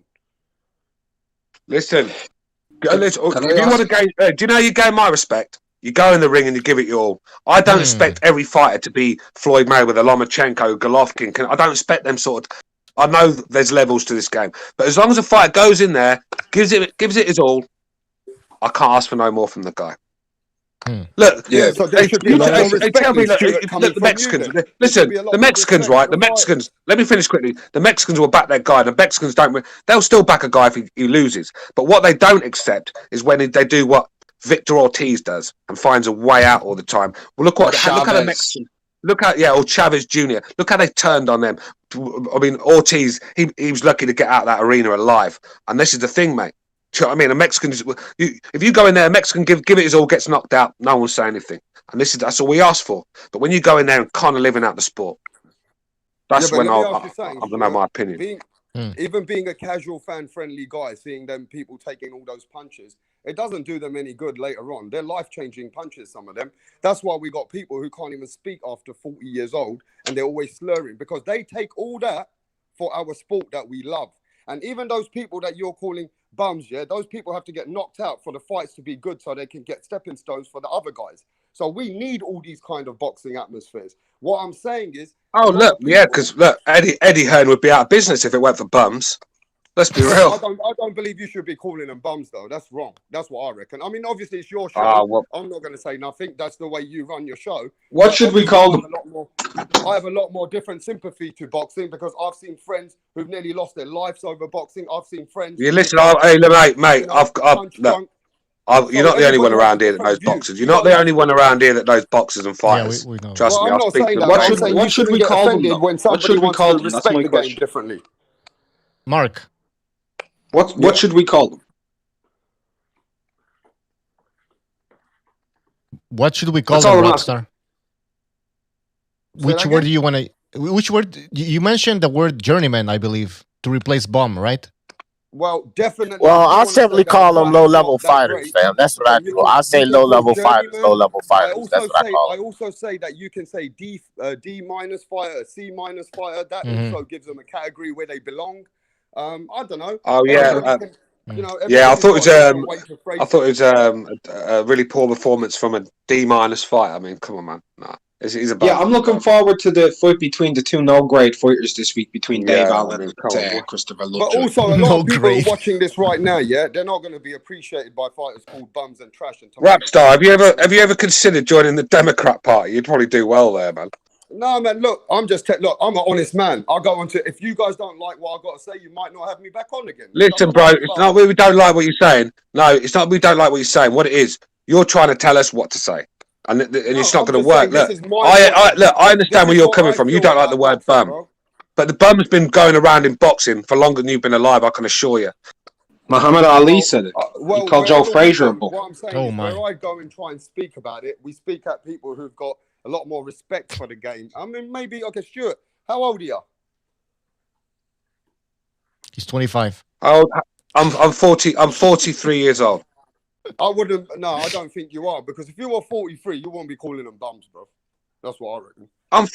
Hey, listen, I can assure you I'm 43 years old. Butcho will confirm that. I have a grandson, for crying out loud. Well then, we agree now to disagree. That's just the way that you categorize people, and that's how you look at the sport. It's your show. Nothing I can say. What about when Muhammad Ali called Joe Frazier a bum? Or when Benny Kid Parade called Emil Griffith a bum? Listen, what about when he called Joe Frazier a griller? Okay, that's another issue, man. Against fighters can say what they want because they're going against the ring against each other. They're putting themselves against the line. But look, you don't need to be offended, Stuart. That's just the way I feel about the game. So that's no fine. point being offended. That's all. Listen, Rapstar, this is called the BDA Boxing, the Boxing Debate Arena. So I mean, this is the point, to debate, to discuss different ideas, nothing personal. And yeah, man, I mean, there's a few shows that I go on. They don't call them bums, trashes, tomato cans. They won't allow people like that. In Mexico, apparently they call them potato sacks. Is that better for you, Rapstar? Would you prefer I call them potato sacks? That's sad, mate. That's a real sad fucking way to say something about a fighter. That's sad. All right, we'll open an inquiry. I'm going to say this, right? And it's kind of simple to me. If a boxer can call a boxer a bum, surely a bum can call a bum a bum. I'm a bum. Dave Allen's a bum. It takes one to know one. He's a bum. So you're calling yourself a bum to call him a bum? It's absolutely. At least the high standard for boxing. I don't know. Look, everybody has a different way of how they phrase things. Like you said, I mean, I'm only just saying my opinion in the game. That's all. Because I've got a lot of. So, can I just say something there? James Toney called every fighter in England a bum. Now, I guess you go and have a word with James Toney about that. That's how he sold the fights. James Toney knows how to sell fights, so he's going to be. If James Toney says it, it's all right. Yeah, man. James Toney calling every English fighter a bum is how he sold those fights with the English fighters. Now, can y'all tell me which English fighters James Toney? No, because not one of them was made, so it didn't work very well, did it? Because he didn't fight any of them. So, all right, let's move on. He did get a fight with Nigel Benn and Chris Eubank, didn't he? Years ago. I don't know. All right, sorry. I didn't hear what he said. What did you say? Can you hear me? Yep. Yeah, I can hear you now. What did you say? Yeah, he was doing that against Nigel Benn and Chris Eubank to try and get in the ring with him. You know, that was just his way of trying to get himself into the limelight of being in that fight, but it didn't happen. I agree with James Toney. They were bums. No, I'm joking. By the way, Luke Peterson, thank you for your contribution. He says, is it winter? Luke Peterson says, is it winter already? Snowflakes. Let me tell you something before I go. Nigel Benn's a friend of our family's. He was a true dark destroyer. He was nothing to do with bums. So I know. Class him as a bum. I went to watch Nigel Benn in his. I think it was a warrior. He put everything in the ring. Yeah. I agree. Listen, I actually agree with Rapstar. I agree with Rapstar. Those words, my friend. I agree with Rapstar. Don't say that word again. I won't be hearing you say that word again, then, Butcher. Will I? We're gonna. No. See, if I use that word, kick me out. Let's do a show about Wilder and see if you can't use that word. I never used the word bum. I said he was a hype job. Can we use that word hype job though? Okay, well, hold on. Hype job is fine. Like a very professional way of, evaluating, just saying what a fighter where he's at the moment. That's all. Okay. You think he's a hype job. So that's acceptable. He's a hype job. But look, I don't want no one to be offended. If you guys don't want me on the show again because I speak my piece. No, Rapstar, Rapstar, don't get offended or upset No, what we're I'm not saying. We just offended. because we listen. saying I hope You've got to you ain't accept. offended. Listen, you've got to accept that people are not going to agree with you all the time, and that's all it is. You No, just got to of accept course. that. Of course. That's all it That's is. the whole We welcome your calls on the show, bro. You're a good caller, and we welcome you every time. But if you're going to come on here and just think you can bully your opinion onto us, we're going to, okay, rap star, you're right. No, it's not going to happen. Listen, Man. I'm not Sorry. bullying nothing, mate. I'm just saying my opinion. And I'm saying that, look, being somebody who's seen different sides of the game, I'm only trying to preach that it's wrong calling them names from my side of the town. That's all. That's all I'm saying. And obviously, we got to agree to disagree. That's what makes these shows a bit more exciting. But well, this is it, bro. We want both sides of the coin. Of course we do. Yeah, and look, at the end of the day, everybody's got a different view. I've just seen different sides of boxing, which are not pretty. And when you come from that background, you kind of have a lot more respect for the game. I just think different. That's just the way I am. I've seen those sides too. And I'm going to say this, right? I'm sorry for calling Dave Allen a bum.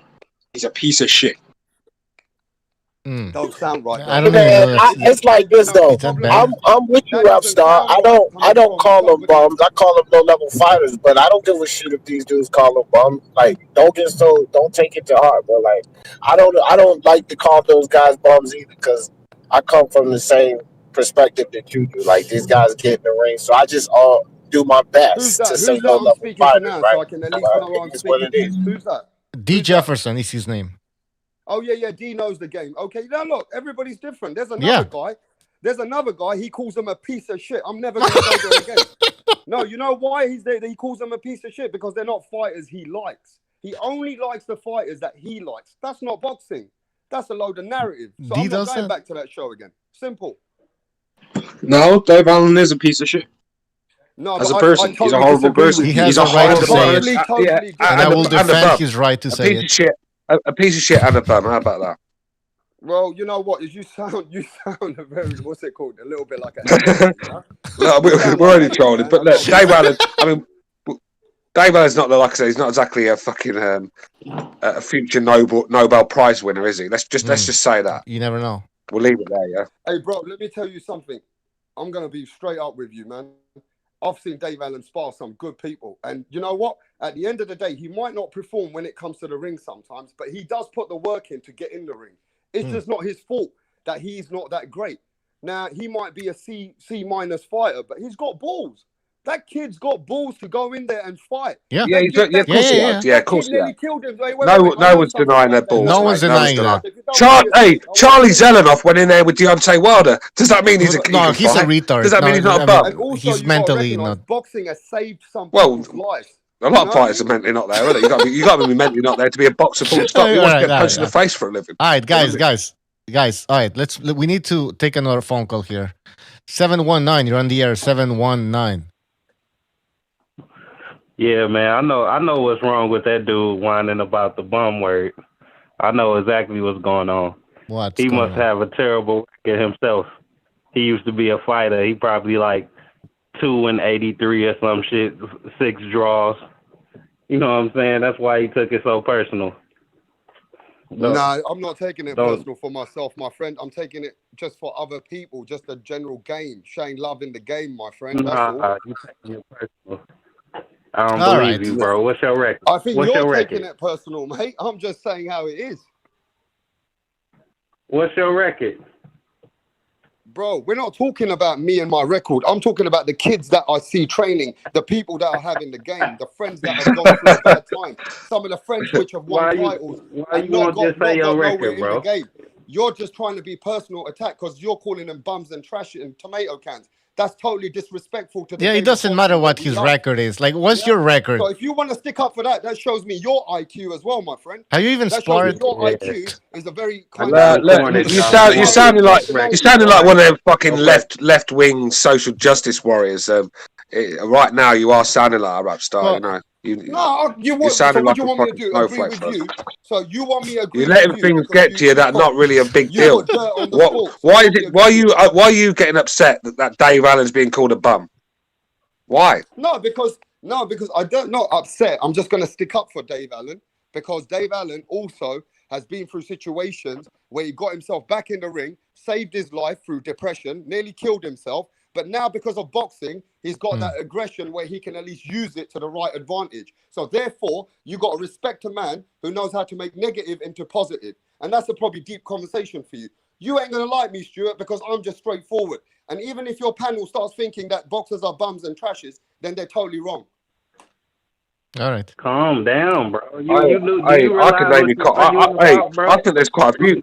I think there's quite a few fighters out there that got fascist. That literally, you trying to tell us how to fucking how to explain the same thing you explain. What do you call a fighter when he's less than stellar? What word do you use? Because no matter what word you use, when you trying to make the same point that we trying to make when we call him a bum. What'd you say? What did you just say? Right. If you let him finish, Rap Star. Yeah, finish. I said whatever word you use to call a fighter less than stellar, you trying to get the same point across when we say bum. You just using a different word. So why is you getting all of your feelings about a certain word being used to call a fighter, not so good? What's the point, bro? Because not so good sounds 10 times better than a warrior who you call a bum because he goes in the ring for your... But who are you to tell us what we want to hear? I don't want to hear someone say, well, he's not so good. I want to say that he's a bum. Because that's what he is. He's a bum. All right, well, why make word difficult? Listen, you guys have a perspective of fighters which are totally... I think negative, and it just sounds negative, mate. That's what I'm saying. Rapstar, damn right, it's negative. They've given us nothing to be positive about recently, have they? Rapstar, have you ever said a fighter is not good enough in a fight? You all got passion for this sport of boxing that we love. Now, we love the sport. Do you not? Do you love the sport? I make love to the sport. I make love to boxing. Hey, Rapstar, I can assure you, all of us guys on this channel, right? I've put in hundreds and hundreds of hours more than you have talking this sport, building this channel. So you seem like passionate. Hundreds more, probably thousands more. Are you passionate about the sport? Listen, if you knew anything about any of us on this panel, you know we were. You wouldn't even have to ask us that question. If you want to know history, go and ask Mark. We've got a panel here that can tell you most things you need to know. This is a knowledgeable panel. We're all boxing nuts. We do this for nothing. Do you think we do this for a living? We do this for nothing because we love the sport. But that's not the conversation, Stuart. You've gone totally. Well, yes, it is the conversation because that's what you're talking about. You're saying, how do you feel about? Do you love the sport? I've just told you we love the sport. We've made a channel about this sport and give hundreds of hours a year to this sport. So how can we not love the sport? You don't do something that you don't want to do that you don't like doing. But you give hundreds and hundreds of hours to the sport, and then you also disrespect the sport for so many hours too. Really? There's disrespect. Damn right, I will. I tell you what. Look. If the boxing don't come up to my standards, I'll hundreds and hundreds of hours. I'll be disrespecting. Do you ever go to live fights? Answer that question. Do you go to live fights? Loads of them, bro. When's the Loads of them. You don't really know. The thing is, you don't really know nothing about them. First, you tell me I'm not 43. Then you assume I don't go to fights. Listen, mate, I go to a lot of fights. I can afford to go to them and all. 40 plus, I would have thought. Like I'm not 40 there yet, but at 40 plus, I would have thought you've seen the sport in a different limelight. I don't know. Maybe I'm wrong. All right, I'm wrong about you. That's all. But look, I can't look. This is your show.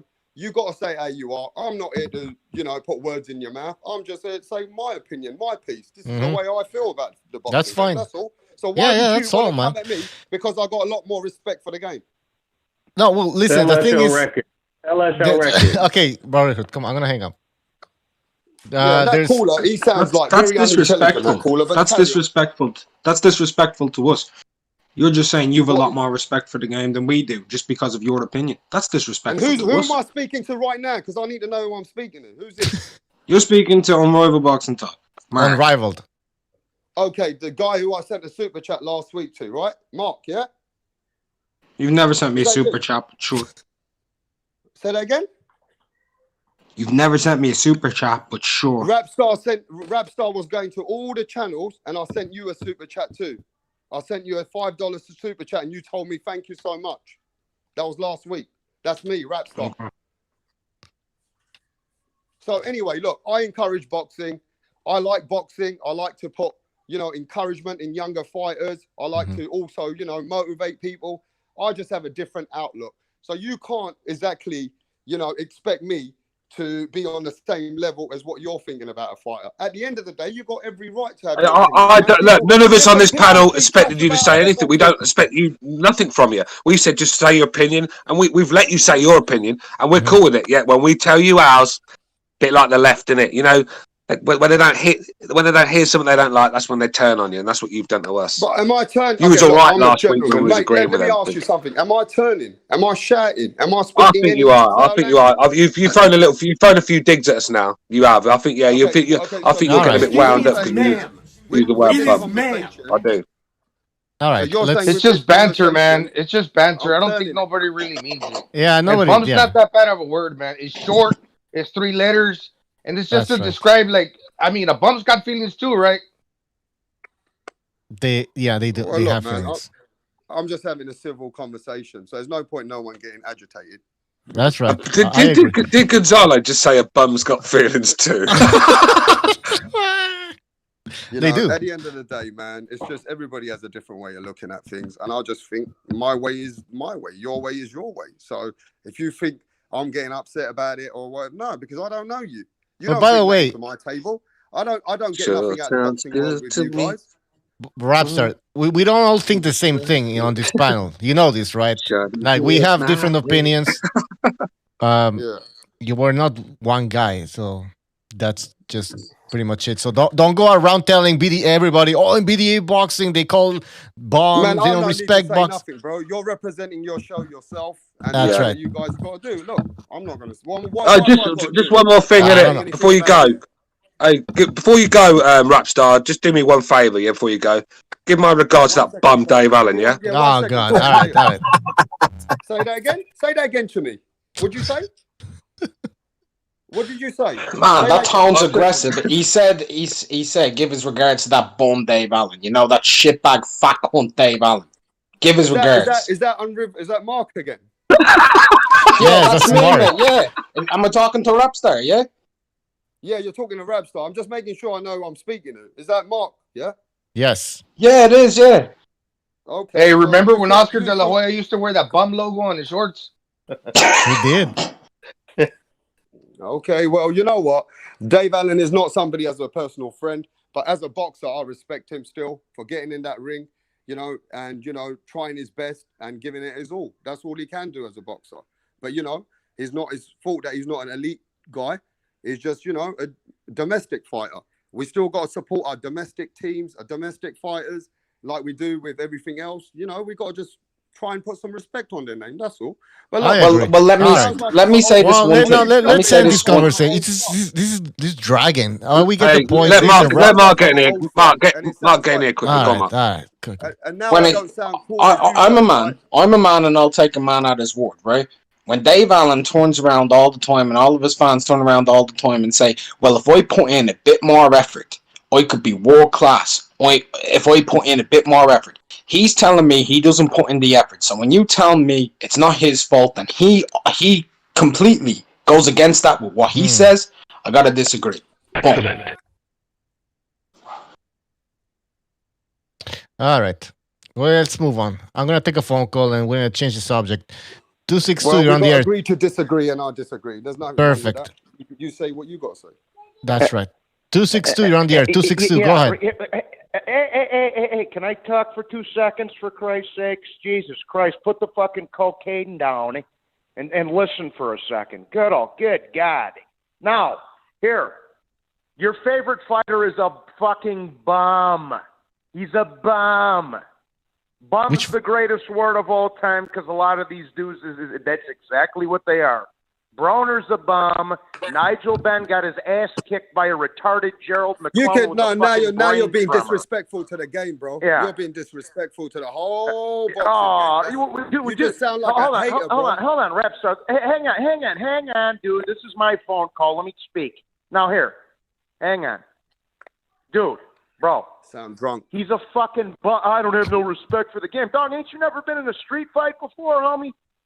I mean, what do you do? Praise every dude that's put a pair of boxing gloves on once in their life? Fuck out of here, dog. They're bums. AJ's fighting a bum. So Wilder's basically, fighting you a guys are bum. very, very. So basically, there's a lot of people out here in your show think that boxers are all bums. Tank Davis is fighting a 4-weight bum. The fuck are you talking about? No, the thing is, you're a bum. Yeah. This is what happens when you open Christ. you open a can of worms. All right, Johnny boy, we get the point. Out the woodworms. We get the point. All right. Well, listen, this is what this show is all about, and yeah. I mean, when we were talking about Deontay Wilder, we attracted a bunch of Deontay Wilder fans. That doesn't mean that that's our main audience, right? Well, it doesn't mean that's what we think. But anyways, we're gonna change the topic. We're gonna move on. Stu, go ahead. Change this. Do something, man. Where's Stu? Stu. Comes with the territory, man. Fox is kind of toxic. Yeah. But you can't expect other people. You can't expect other people to do what you think. You can't tell other people you have to. No, you don't have to. People don't have to do anything. They're gonna do what they want to do, man. Yeah. Hey, Valad's a fucking bull. All right. Let's see what people are saying in the chat. You know what? At the end of the day, I don't expect anything less from some people because people even, they're racist against each other's race. They hate on people. So, you can see this YouTube thing, right? A lot of it's toxic. You know what I mean? A lot of it's hate. And a lot of it's personal preference and hate and that. And that to me, I'm learning of it. You can't blame me. I'm BDA. I'm learning the game. How it works in the YouTube world is different to the boxing world. Oh, very different. Very different. Actually, you would agree with Stu on this point. You would agree 100% with Stu Little because Stuart is the one that keeps saying that the YouTube boxing community is toxic. Very toxic. I just said exactly the same thing without speaking to that. Sure. All right. Mr. BDA, are you there? I can't hear you. Now something's wrong with you. Oh, go ahead. Okay, I don't know what the fuck he's saying. Anyways, guys, let's change it. I know you want to. Sorry about this because the microphone is just to everybody's point here. If I may just maybe to offer some concluding thoughts. I do dislike when fighters get called bums. That's one thing that I do dislike. But there's also another side of the coin. So you are with me. So are you the one of the guys who is with me? Hold on a second. This BDA, by the way, Rob. So I just jumped in because I've been listening to the conversation. One thing I don't like it when I hear because it's overused that word bum. Oh, this guy's a bum. That guy's a bum. That being said, I understand where certain fans are coming from in using that word because this noble mythology that we have of fighters that because they step in the ring, we need to respect them all. I disagree with that because there's a lot of fans. We pay money, good money, to see these fights, and some of these guys come in there, they don't fight the best, and then when they do fight the best, they cop out in certain ways, running, clinching. Andre Dirrell, for example. Okay, yeah, he was an Olympian, good amateur record, and decent professional career. But how many times did he do things that were just flat out weird or fought in a way that was just disgraceful? Those guys deserve to be chided. Yeah, they're stepping in the ring, but when they're costing fans money, and we don't make, most of us don't make a quarter of what these guys make on a specific night. And then we're just supposed to sit back and respect these guys when they stink the joint out. I can see why certain fans would want to call names to some of these fighters. Especially when they just lost them like $2,000-$3,000. You fucking bum! You didn't even start your hands, you son of a bitch. It's a term of endearment. Hey, somebody. I spent 1,500 quid a year. I'm entitled to say what I want. I spent 1,500 a year on boxing. I can say what I want. Of course you are. Of course. I mean, that's the whole point of freedom of speech, right? That's what we are. YouTube is a freedom of speech until it gets to somewhere if you're fucking with the government, then they shut you down. Good point. Good point. So, toxic. It's a whole YouTube is different. It's toxic because you are not representing a certain banner on yourself or, it's a different way. You really can say things which sometimes you don't even mean. And I've seen that in other channels. I'm not saying they're saying that here. I have seen people who always rephrase themselves on YouTube. You know what I'm saying? It's not just the YouTube, man. I remember when I was a little kid and I used to go to the boxing fights in Tijuana. They used to say, kill the guy. Mátalo. Kill him. Yeah. Rough Star, don't back down. They all just heartless fucking bums. All of them. Hey, listen to this one too. the Mexican boxing style that I keep hearing that everybody loves. I mean, the only thing I don't like about the old-fashioned Mexican boxing style, they take too much punishment, bro. And some of the Mexican guys who have adapted in today's boxing environment, who like to hit and get hit less, they end up doing better for themselves and their, future for their lives. But the old-fashioned Mexican way, I just don't think it works anymore. It's only fan-friendly. It's a fan-friendly fighter.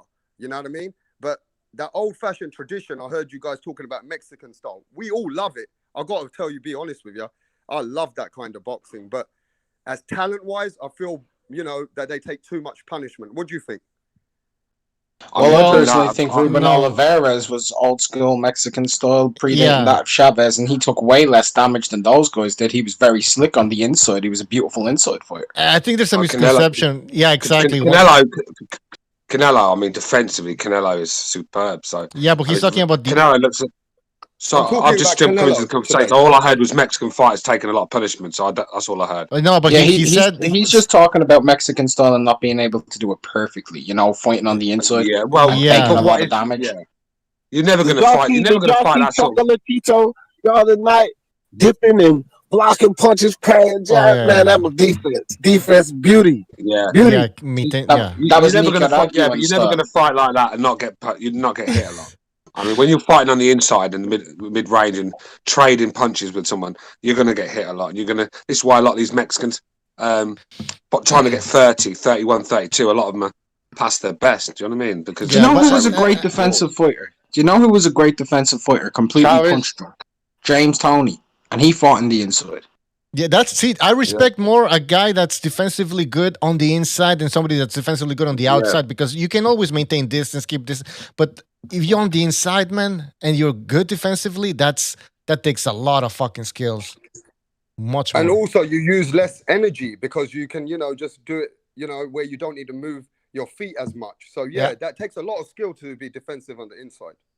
That's a good point. You gotta be really calm, man. It takes a lot of poise. Yeah. You gotta be focused. See those punches. I think bum is now trending in the chat. I mean, somebody's calling the Stu Bum shows. No, that's Stu Little Bum Show. It's Stu Little Bum Show, isn't it? Everyone's a bum now. I mean, look, you're asking for. But Stu, do you like being being called a bum? Look, mate, I don't care enough. I don't care enough to worry about if someone's calling me a bum or not. Like, I just couldn't imagine being bothered. I wouldn't let it affect me. Let's just say that if someone called someone a bum, it just doesn't bother me. It's not just if someone called me a bum, it wouldn't bother me. I mean, I just don't get where rap star's going with it. I just don't. Well, you know what? Well, if you don't get where I'm going with it, then our conversation didn't exist. Basically. Let's not start this conversation again. Let's not start. Well, no, you just asked me, though, didn't it? You just asked me. It was a joke, man. You motherfuckers want to talk? Hey, you know what? Yeah. Going back to the Mexican style, it sort of piggybacks off of this whole bum thing, because the word bum usually gets thrown at guys that fight very defensively, don't let their hands go.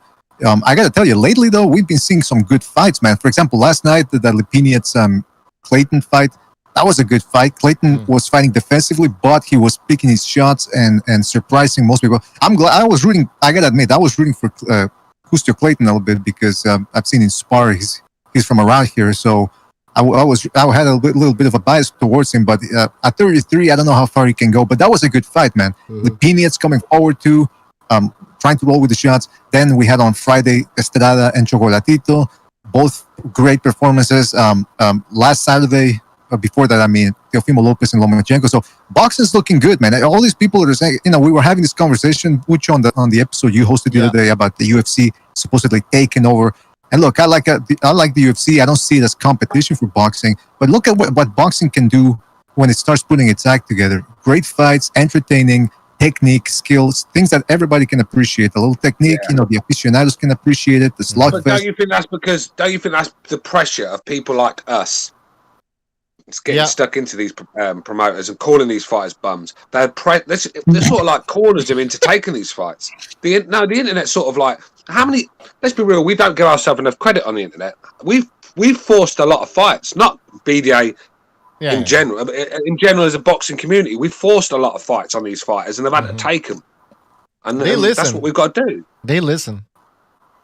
They fucking do, bro. Whether it's the BDA, whether it's the Boxing Voice, whether it's anyone, they listen. And that's what I'm saying. And that's why we have to keep getting on top of these fighters when they're fucking not doing what they should be doing, you know. Any sportsman that's not coming to the table and giving his best is there for criticism in any sport.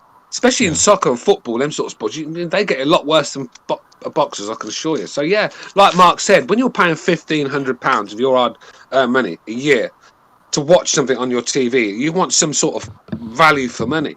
And if some guy's just going to come in and fall over, that's a fucking bum to me. Sorry, it is. Man, I can't believe I think Stuart explained it good. I think I've hit a nerve today, man. It looks like I've hit a nerve. You guys are still on the same subject. Yeah, but I think we're talking about the economics of it. We're talking about the quality of fights that can be placed if people put enough pressure on these channels and promotions. But it's true. I mean, look, when it comes to, we're not claiming to be the LDBC where they say, oh yeah, we control boxing. But if enough people start saying, hey, we don't want to buy this pay-per-view. I mean, look at the Santa Cruz Tank Davis. Already a lot of people think it's going to be a mismatch. Then you look at the undercard and it's blah. You know, I'm wondering who's even going to pay for that. Because even, you know, at least if you think, okay, the main event might be, mismatch, at least put some good fights on the undercard. No, it's not even the Danny Garcia or Spence. Okay, that was a little bit more interesting. But even that undercard too, it's borderline garbage. You know, so obviously the PBC is doing this out of necessity. Stuart's making a good point, though. Stuart's making a good point that, I mean, the context is everything. If you go back really old school to the early days of boxing, there were literally guys who would take fights with not a lot of experience and they're just really going in for a check. And that was welcomed back in the early days. I mean, I've seen fights, if you look on YouTube, you'll see some offer fights even on ESPN where some guys have almost, I mean, the fundamentals are pretty awful, man. And you kind of wonder like how they got on air to even perform. So in the old school context, it's literally guys that just, you know, they're either been for a check, they have very little experience. You could say maybe not so much integrity, but with Stu's point, you know, sometimes you expect more from a fighter to, you know, to push up their game.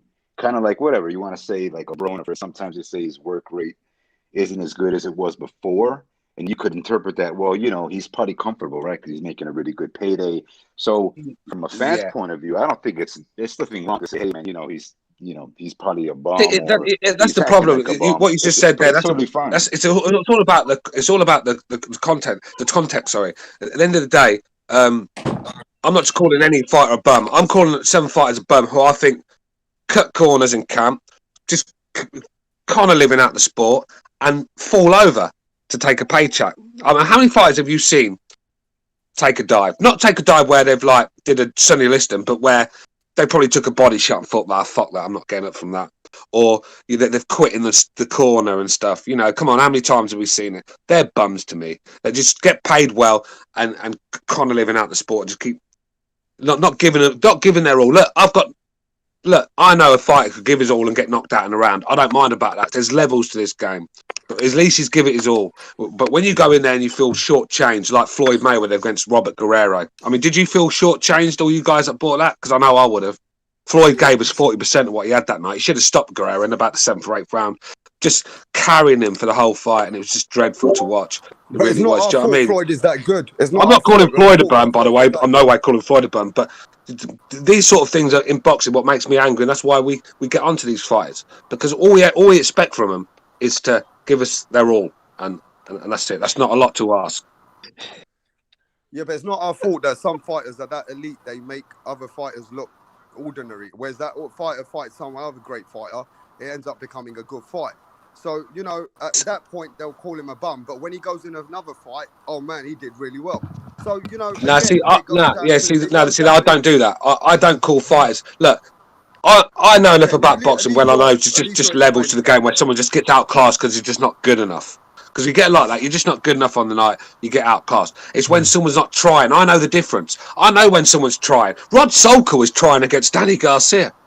You know, I know but he was trying. He give it his all. He got knocked the fuck out. He was nowhere near good enough.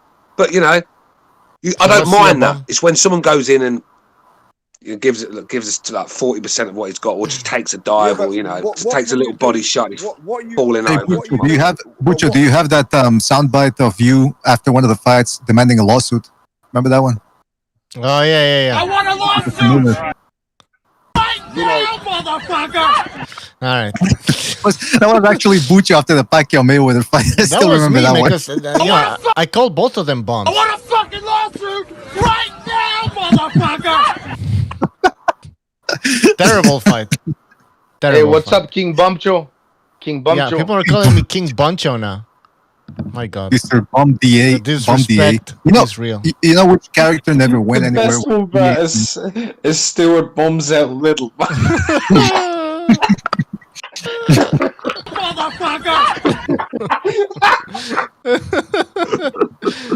you know what? I don't agree. I mean, this is the thing. Rapstar, if you don't like the word bum, you've come to the worst place to tell us that, because you are talking. This is troll central. Okay. I mean, look, just go look at the chat. I mean, every word is bum now. I mean, there's just every word that's in that chat. It is ma'am. Okay, so basically what you're saying is this platform is about a lot of hating on the fighters as well. Is that what you're saying? No hate. No, ain't no hate going on. The fuck is that song? Listen. Is that what you're saying? No hate over here, Rapstar. Listen here, you big bitch. No. There's respect and disrespect being thrown out at boxers. Right, Stu? And you know what? If it's not your favorite, look. This is probably one of the toughest sports. Thing about this boxing, isn't trade. it? Now, hold on a sec. This is probably one of the toughest trades in the world. It's probably one of the sleaziest trades in the world. I mean, look at the corruption. Some of the characters that have run boxing. You're talking about the mob. You're talking about Don King and people like this. I mean, it's a sleazy sport from the day it started, and you're getting offended about a word called bum. I mean, come on, man, fucking hell. I mean, this is a fight where people beat the shit out of each other in a boxing ring and sometimes kill each other. You know, and you're worried about the word bum. I'll be honest with you. I'm not the only one. There's millions of people who would be like me in the boxing world. I'm not the only one. There are millions of people who actually wouldn't appreciate those words. So, you know. Yeah, but I just don't see many backing you today. I mean, I get it. The BDA listeners most of them are degenerates. I get that. So yeah, we know that. But we're a bunch of degenerates, all of us. But I get that. But look, you're not getting really much backing in the chat. Yeah, but what we've got to recognise here today as well, what we've learned, is that, you know, the fighters that you like, when I go to another show and they're good fighters, they trash them over there, and I don't like that either. So there's a lot of personal narratives on YouTube with fighting. Do you see what I'm saying? Well, of course, that's part of the game, man. Everybody, listen, everybody's human. Everybody's human. Even if they tell you they don't have biases, they're gonna be biased. If you talk to enough people enough time, you're gonna start finding those out. Everybody's got them. We're not exempt to that either. Yeah. Everybody got sponsors and people which are in the boxing. King Bumhole, that's what it's called. People laughing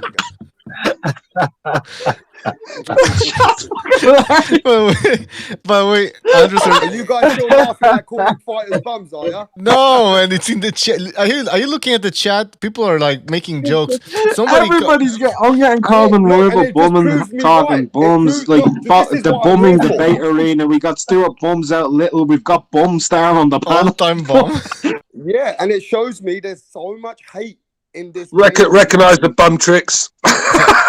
Not just recognize the bum. Recognize the bum tricks. Listen, Rapstar, I agree. The chat is disgusting. It's toxic, and this is what boxing is all about, man. We have the worst fans in any sport. I think we all agree on that, right, Stu? Yeah. There's a reason why I like boxing without a shadow of a doubt. There's the reason why the purest and most hardcore boxing fans are referred to as boxing degenerates. That's right. There is a reason. I mean, coming here with that social justice warrior stuff is like going to a school in Watts or something trying to do it. You're just not going to get away with it here. I mean, look. Well, it's not like I'm not getting away. Might not be getting away on your show with you. No. At the end of the day, No, not me. Not just me. All of us. Everyone agrees that it's just it's silly. No, BDA just came on it, or the other guy came on it, and D. Jefferson agreed with it. BDA is the outsider. The other guy. BDA is from Canada. BDA is from Canada. It's a bit of a social justice warrior. Wait a minute. BDA joined Rapstar, so it's a 2 against. Yeah, go ahead. No, I went on other shows and they don't want to call them bums, and I go on to other shows and they just want to trash them. Everybody's different. Hey, hold on, Mr. Go ahead, Mr. I'm not just the other guy. I'm Mr. BDA. Now you got to put some respect on that. Joe Biden. No. You Mr. Bumby. Oh, come on. Wait a minute. No, wait a minute. Wait a minute. You're a bum. No, but what was I going to say? Yeah, look, listen. I agree. You can't expect to control everybody out there in their comments. Look, some guys. Sometimes I've heard a certain fighter be called a bum. Can't remember a specific example, but I remember hearing guys being called bums and going, "Oh, come on, that guy's a bum." Like, don't say that, because that's definitely not a bum. So you can't control what other people say. At the end of the day, these guys are grown men. They're fighting for a living, and I don't think most of them care all that much if one guy on the internet or two are calling them bums. That's just my opinion. Well, I don't, and I don't give a shit if somebody does. That's the thing. That's we agree, Rapstar, and we don't agree, because I'm not a missionary on not calling fighters bums. Like, I'm not going on a mission, man. Like, I don't give a shit if somebody calls them bums. I just call them low level. Look, let's just say this. Let's remove all the boxing fans out there who've used the word bum from the sport. Guys, don't watch it anymore, right? Let's do that. All of the guys who say that because you've no respect for the game, don't watch it, right? You can't watch it anymore. I'll tell you, if that happens, boxing will die the next day. But somebody just said on the show already before you said that. Whoever said that, somebody just said that there's a lot of hate in this sport, and this sport doesn't get the respect. So somebody else said that as well. So yeah, there's a lot of hate, a lot of toxic shit goes in this game, and that probably creates that environment. Like, I come over here, you guys respect Canelo. I went on another show the other day. They say Canelo's a piece of shit because of and I can't understand that. That's just narrative. You're being fucking narrative because Canelo is not your race or something. I hate that. I don't like that. You know, some people hate Canelo here. Yeah, but I'm just saying, right? It's narrative. Boxing is narrative because it's not your personal preference, and that comes into a general platform, and it looks like, oh, you know, that's the way it is. But really, it's personal. I think a lot of it is personal. But a lot of people look. It's too many. It's too many syllables. Okay, I say low level fighter. That's too many. It's easier just to say bum. A lot of Mexicans hate Canelo too. It's not about the race. Yeah, about 50-50. Maybe not that much, but a lot of people hate Canelo as well. Was Mexicans. That D. Jefferson again who just said sometimes it's easier to call him a bum? Is that yes, sir? Yeah, it's easier for people to just say bum. It means the same thing. Low level fighter, bum. You class him as D? It's just a synonym. And boxing, bum is no more a synonym for a low level fighter. You can't take it personally. That's all they mean by it. He's a low level fighter. He ain't gonna do shit. He ain't gonna beat nobody. It's just easier to say bum. Then taxi driver. Yeah, taxi driver's too long. Great point, man. Yeah, Great but point. D, let me tell you something, D. I understand this is a fan's point of view, but if you come into the boxing circuit like my friends' amateur gyms or stuff like that, you cannot get away with that kind of attitude. The discipline. That's because your friends are bums. Yes, but discipline is in the game. The discipline's in the game. Whether you're not as good or as good, they still discipline each other to respect the game. So I understand where you're coming from because you're coming from the other side of the game. But we're talking about the inner circle. You get what I mean? The round table. Yeah. Well, the outer circle, the fans say bum. All right. I was gonna ask, man. Do you guys know if Munguia and Tariana Johnson are fighting on was it Friday? Because I can't find it on box. Did you say Bumgia? Oh. That's the first word that came to my mind. Jaime Bumgia. Let me check. Munguia Johnson, October 30. Yeah, this Friday. The Zone. Munguia Turiano Johnson. Is this at 160? Yes, it is. Yo, Munguia. Turiano bumps in. Is Munguia still with Eric Morales? That's weird. Yeah, I believe so. He's with Eric Yeah. Morales. He's not gonna do anything. I know exactly. No, because what he Munguia, said. come on, this guy is pretty He's bad. a bum. I mean, No, he's improving a little bit, man. He's not improving that much, Gonzalo. Gonzalo, What the was the fight that I improvement. saw him? Who did the fight that I saw some improvement? There was some improvement with Eric Morales. Yeah, I'm not saying that he was just still susceptible to get punched by right hands like he was against the Japanese guy. But I mean, I don't know. We'll have to see. Yeah, I mean, by the way, he did beat the guy. What's it? The Irish guy. He's all right, man. The guy that got sparked out by Lemieux. Didn't he also lose? No. Charlo destroyed him though. Listen, Munguia, I think he was big for 154. Now he's moving up to 160, so he's gonna be fighting bigger guys. So we're really not gonna see if this guy is good or not, because at some point at 154, he wasn't even impressing me anymore. By the way, Luke Peterson, thank you for your contribution. He says, "Are you okay, Bombstar?" Oh, come on. Let's not start a fight again. And you know what? I don't mind creating all that energy because it proves me right. At the end of the day, it proves me how toxic the game is when you show respect to people, you know, and this is what it does. So I don't mind everybody coming at me like that because it actually gives me good energy. So I'm that kind of guy. So if you think you call me a bum star or you're because I'm respecting the boxers, bring it on. Give me some more of that because it actually shows me where some of the people are on YouTube in boxing. And that's what I'm here for. But if you can tell by the energy, man, everybody's having fun. It's not like a hateful thing, you know. I think it's just like a sin on it. Fun. Yeah, it's fun at the same time. This has been one of the funniest shows we've had for a while. Actually, I want to thank you, Rockstar, for bringing this topic up. A friend of mine called Nigel Benn. He phoned in and he hated on fucking tears. Let me just tell you something. They use Gerald McKellen. Wait, hold on. I can't hear shit. I want a lawsuit. Was that nice? Was that nice? Go ahead, Rapstar. I couldn't hear you. Yeah, listen. So when you phoning in and calling the fighters in England bums, yeah, because somebody did that, they don't even realize that some of those fighters gave their life in that ring, yeah? Even Nigel Benn, he had to fight for his life in a few incidents. And to be honest, they used Gerald McKellen to come over there and put a show against Nigel Benn. But it went the other way round because years ago, we didn't have enough doctors in the ring or actually, you know, facilitating the fighters when they were losing, you know, oxygen and stuff. So we also that's more like tight promoters cutting corners, not having medical stuff there. And you've only got to look at the people running boxing in the UK back then. That there's a lot of things in the game where people end up like cabbages because of our enjoyment. So therefore, I don't appreciate those words, and it ain't a personal thing. I just got my views. You guys have got to cook it up your way. And look, don't hate on me because I got my own fucking view. Because that's how I stand by my views. What makes sense? No one's hating on you, bro. No one's hating on you. No one's hating. It is what it is. I mean, look, because I've got thousands of boxers. Look, let me tell you something, BDA. I'm going to bring some boxers on your show soon. I'm going to bring a bum who's lost 30. You call him a bum because he's lost 13 fights. But I guarantee you something.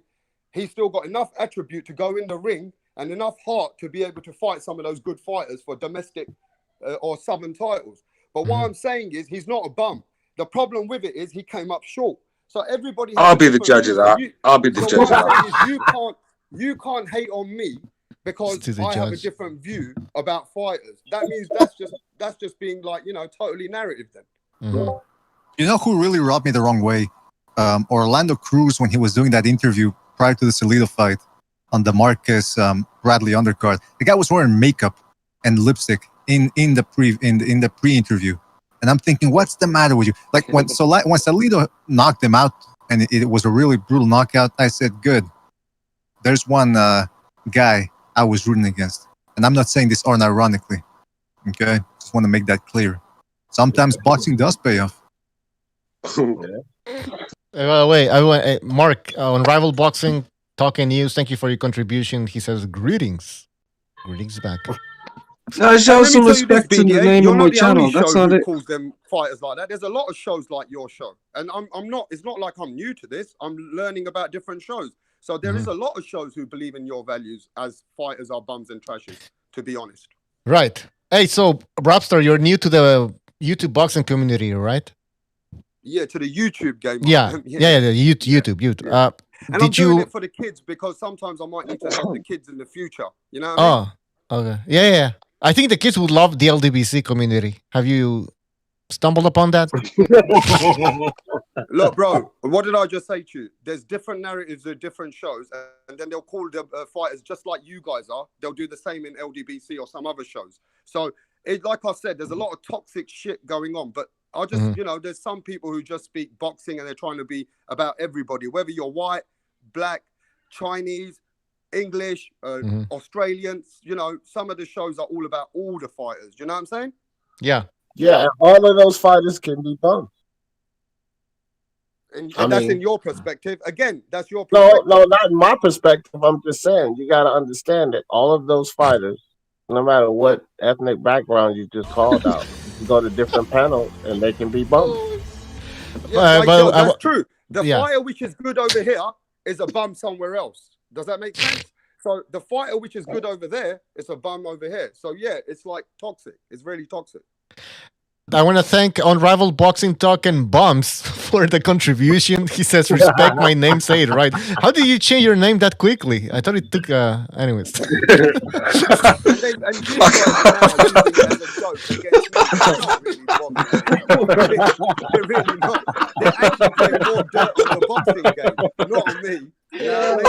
Talking bums. Well, at least you guys are amused about all this trash talk and that, and that's to me it doesn't bother me. It's just listen, we get your point, Rapstar. They appreciate that kind of negative environment. That's not to me though. Yeah, we get it. And they're probably going to hate on me now because I don't think like them, and I don't give a fuck. I'm going to stick with my views and my. That's values. right. That's just the way I am. Ask Stu. Stu doesn't give a shit either about the chat, right, Stu? I mean, this guy's yeah, 2 fucks given. And I do. The only reason I give a fuck, BDA, because later on I want to see what fighters and what people to put them in different shows and at least let them know where they can go. You know what I mean? So I'm doing something else. I'm studying the YouTube game to give the information to the places that I need to. Hey, Rapstar, did you know we had James Toney at some point on this show? And it's ironic because he's the one using he used the word bum. So now it just. Yeah, but James Toney is a fighter. A fighter always says. Yeah. Oh, right. Okay. Look, James Toney called everyone in England a bum, not just the fighters. He said everyone in England's a bum. Bro, no, I didn't get offended. I laughed. I actually found it funny. I laughed. And when I was on the Boxing Voice, that was actually in the intro. If I'm right, that James Toney clip was actually in the intro of the Boxing Voice for years. And so every time I went on the show, I'd hear James Toney call us bums. I laughed it off. What's the problem? Well, you know what? James Toney was always flamboyant and always rude like that. That's what made him money. So he has that personality. He's like Adrian Broner's like that. Some fighters are very outspoken and they love to put, that a negative environment on another fighter to get those fights. So I understand what you mean by that. And I also, when I came to America, I was doing promotion with James Toney's dad with something we were doing. So yeah, I'm in the, there's sometimes I speak to different people, but I'm not going to let off too much because James Toney is still one of the Hall of Famers out there, Absolutely. But call him a couple of guys a couple of guys just said in the chat, 2 bums don't make it right.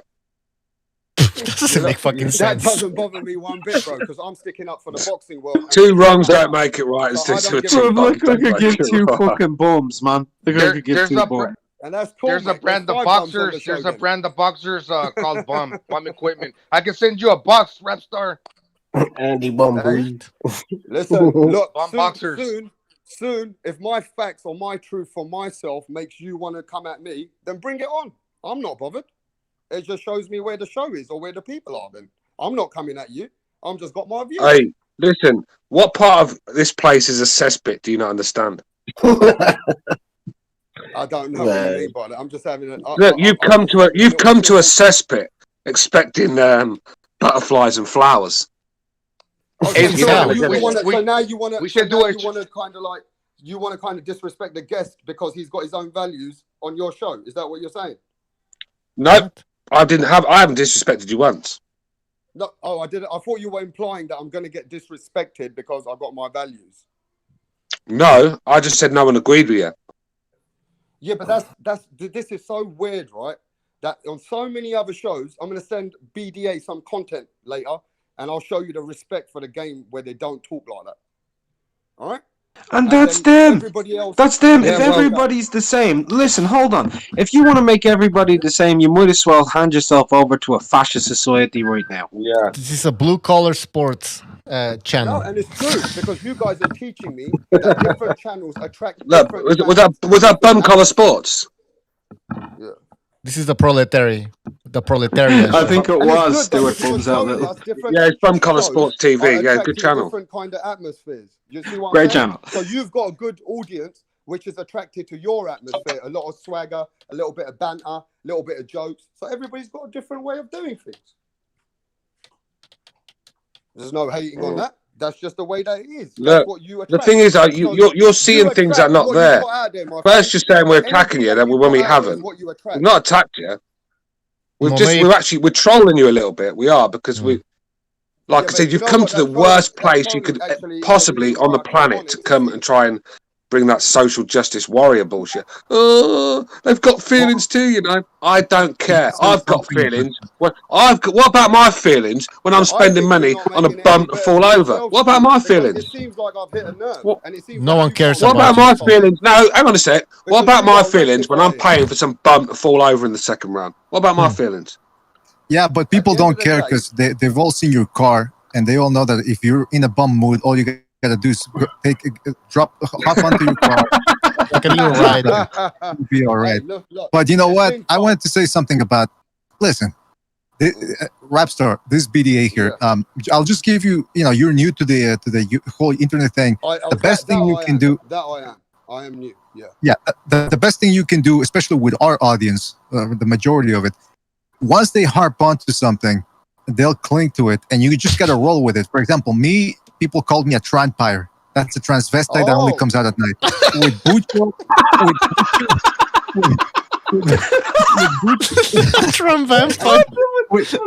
Bucho, but you know Bucho, hold on. Bucho's, the whole thing with him was that he was a Vietnam vet who's a drunk all the time now. Two, he fucking feeds corpses to his pigs. And that white job. Recognize. He sells bootleg DVDs out of Brooklyn. Everybody, the chat room has invented storylines for each of us, and we just get accepted and have fun with it. That's what they're doing now with the whole bump thing. They're not really attacking you; they're just having fun with this new narrative they created. No, that's cool. At the end of the day, it's the energy which they want, and that's the energy that this show brings, and that's cool. But look, I appreciate learning about the game. You can't blame me because I'm going to go through the circuits and see what's what, innit? Like you said, I'm new, right? So I need to know what's going on out there. Do you know what I'm saying? It's like buying a house. 90 seconds. Oops. Okay. Yeah. At least you ain't kicked me out of the show for just. Hey, let me address this little fucking homo. What's his name? Script College. I mean, this guy is fresh out of Berkeley. You know, he's just constantly crying, whining about someone's feelings. And I can tell you what, right? I'm going to call him out this time. He's put name calling reflects poorly on those who raised you, Stu. Stu admitted in the past that second place in his house was not acceptable and resulted in abuse. Stu called himself the name he tried calling me. I have no idea what you're talking about. But listen, talking about houses, look, when I left my house, I sat my dad down and said to him, "You're the man of the house now." Amazing. A true alpha male. No fucking crybaby and bullshit in here. Right? You said you're from South London, isn't it, Stuart? No, I don't come from South. No, I come from the sticks, as they call it in the UK. It'd be the countryside. Yeah. So what's your local gym? What's the local boxing gym around your way? 10 seconds. The fuck. What's the local? You gotta mute that, Mucho. You gotta mute but the thing is, I'm gonna name gyms that no one is gonna know. So what's the point of me just naming them? Hey, by the way, Stu, aren't you a Millwall fan? I heard that you were a Millwall fan. It's a Millwall. You must have a gym, right? A boxing gym there. I know Stu's a Millwall supporter. Mate, don't be asking the guy to give out his home area. Like, what is wrong with this guy, man? Hey, could you imagine if Stu had a gym? Most people that follow this show roughly know where I live anyway. But if you want, I mean, I'm not going to give you the actual postcode and stuff. If that's what you want. No, Could you imagine? Can you imagine Stu owning a boxing gym? He would be screaming at the kids, "You're a bum! You're a bum! Get the fuck out of my face!" Yeah, damn right I would. I tell you what though, hey, I tell you what, I'd have a fucking gym of winners. I'd have a gym of winners. I'd weed out the bums in a heartbeat. I'd weed them out. Yeah, just saying, you know, every town and city has different gyms that they have, and in the amateur circuit, I thought Stuart must be around a couple of gyms which go to the, you know, the nationals and that. And I was going to ask him what kind of gym is recognised to him, but if he doesn't want to let me know, it's just because I'm in the game. I like to learn about what people know, what gyms they're at. That's all. Yeah. Well, I'll give you a little scoop. About the Canadian amateur system, because I've been to a lot of, well, not a lot, but my share of Canadian amateur events. One thing that I will say about most of these Canadian fighters coming up in the amateur ranks, and I've spoken to trainers and fighters, and they agree with me on this. For some reason, here in Canada, which has a lot of immigrants too, by the way, they lack punching power. A lot of these amateurs, once they turn pro, technique. You see that even if they have a good, even if they have a good record, undefeated record, 17-0, boom, you see the record, 17-0, 5 knockouts. Yes. 8-0, 1 knockout. I'm thinking, what the fuck? And they're pairing them with the standard tomato cans that you're supposed to feed prospects when they're coming up. And I don't know what it is, man. Because Americans are roided. Oh, come on. I don't know about that, man. But punching power, that's one thing that's lacking here in the Canadian amateur. In the Canadian David Lemieux had power. Was that? Yeah, David Lemieux had power. Right now, the funding for a lot of the boxing in London as well. That's why I was asking Stuart, because in London, we've lost a lot of funding. And some of the gyms, we're losing some of the fighters and the gyms. It's going to be a sad situation if this carries on. Yeah, see, I agree with Rapstar now, because London's a situation where it's a fucking war zone. And these kids, I think boxing is when you've got in the rough streets, boxing is probably one of the best sports to get these kids right in the right mind. Because boxing's not just about keeping fit and learning how to throw your hands. It's discipline and learning how to control your temper, learning how to control your diet, and it makes you a better man. Learning how to respect your elders. That's that's what true boxing is about. It's like martial arts. It's all about discipline and respect. Coming from London, so I agree. When you start taking the gyms out of the hood, then then you don't be surprised when these fucking kids are sticking knives at each other. They've got no way to get rid of their aggression. You've got a lot of angry young kids on the street. Putting them boxing gyms are the best place for them. Absolutely, and that's where you get that's where you get all your. But look, when America was dominating boxing, look at the fucking areas. Look at Detroit back when Hearns and all them boys were coming from out there. These gyms, these were rough streets, ghettos. Tyson when he was coming out of the Bronx. Do you know what I mean? These are fucking tough areas, man. They were breeding top fighters. And when you start taking them gyms out the tough areas and start putting them in the suburbs and the middle class areas, then don't be surprised when your talent pool starts dropping. Yeah, and coming from London, I'm going to be honest. I always show the children that being a gangster or trying to stab each other or going to jail is actually a bum. And if you think you're going to be hard going into a gang, you're the biggest bum. If you come into the boxing gym, you become a champion in your heart. So I have different ways of, preaching to the people as well. That's the way I am. I preach to the kids where they think they're strong, but they're actually the biggest bum in the world. That's mate, I say, boxing's somebody. Boxing's that one road to the top. I mean, look, it's very hard to become a wealthy man unless you're a very intelligent man or you're a lucky man. You've been born into wealth, So sports is the only options for us working class people, a lot of us, or to win the lottery. So boxing is a good way for guys that really ain't got many options to go out there and make a hell of a lot of money. And boxing's made especially a lot of young black fighters in America, multi-millionaires. So it's a good sport. It's a good sport for the children. But when you start taking it out the schools and start taking out the hoods and your talent pool is going to go. I mean, if I was in charge of the educational system, I'd have boxing in the schools from a young age. I'd toughen these kids up. I'd teach them how to, to take a punch. Look, you're going to get punched in the face growing up. It just happens, mate. Whether it's in a fight or whether it's you curling up in a ball, getting bullied, you're going to get punched in the face. It just happens. So Toughen these fucking kids up. They're all fairies these days. They're going around in tight fucking pink shirts and all sorts, aren't they? Toughen these fucking kids up from the start, mate. I said to her, as soon as my I got twin boys, right?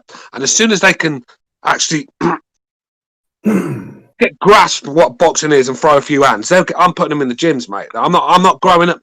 I'm not having those soft little fairies as my sons. They're going to learn to fight young and they're going to learn quickly.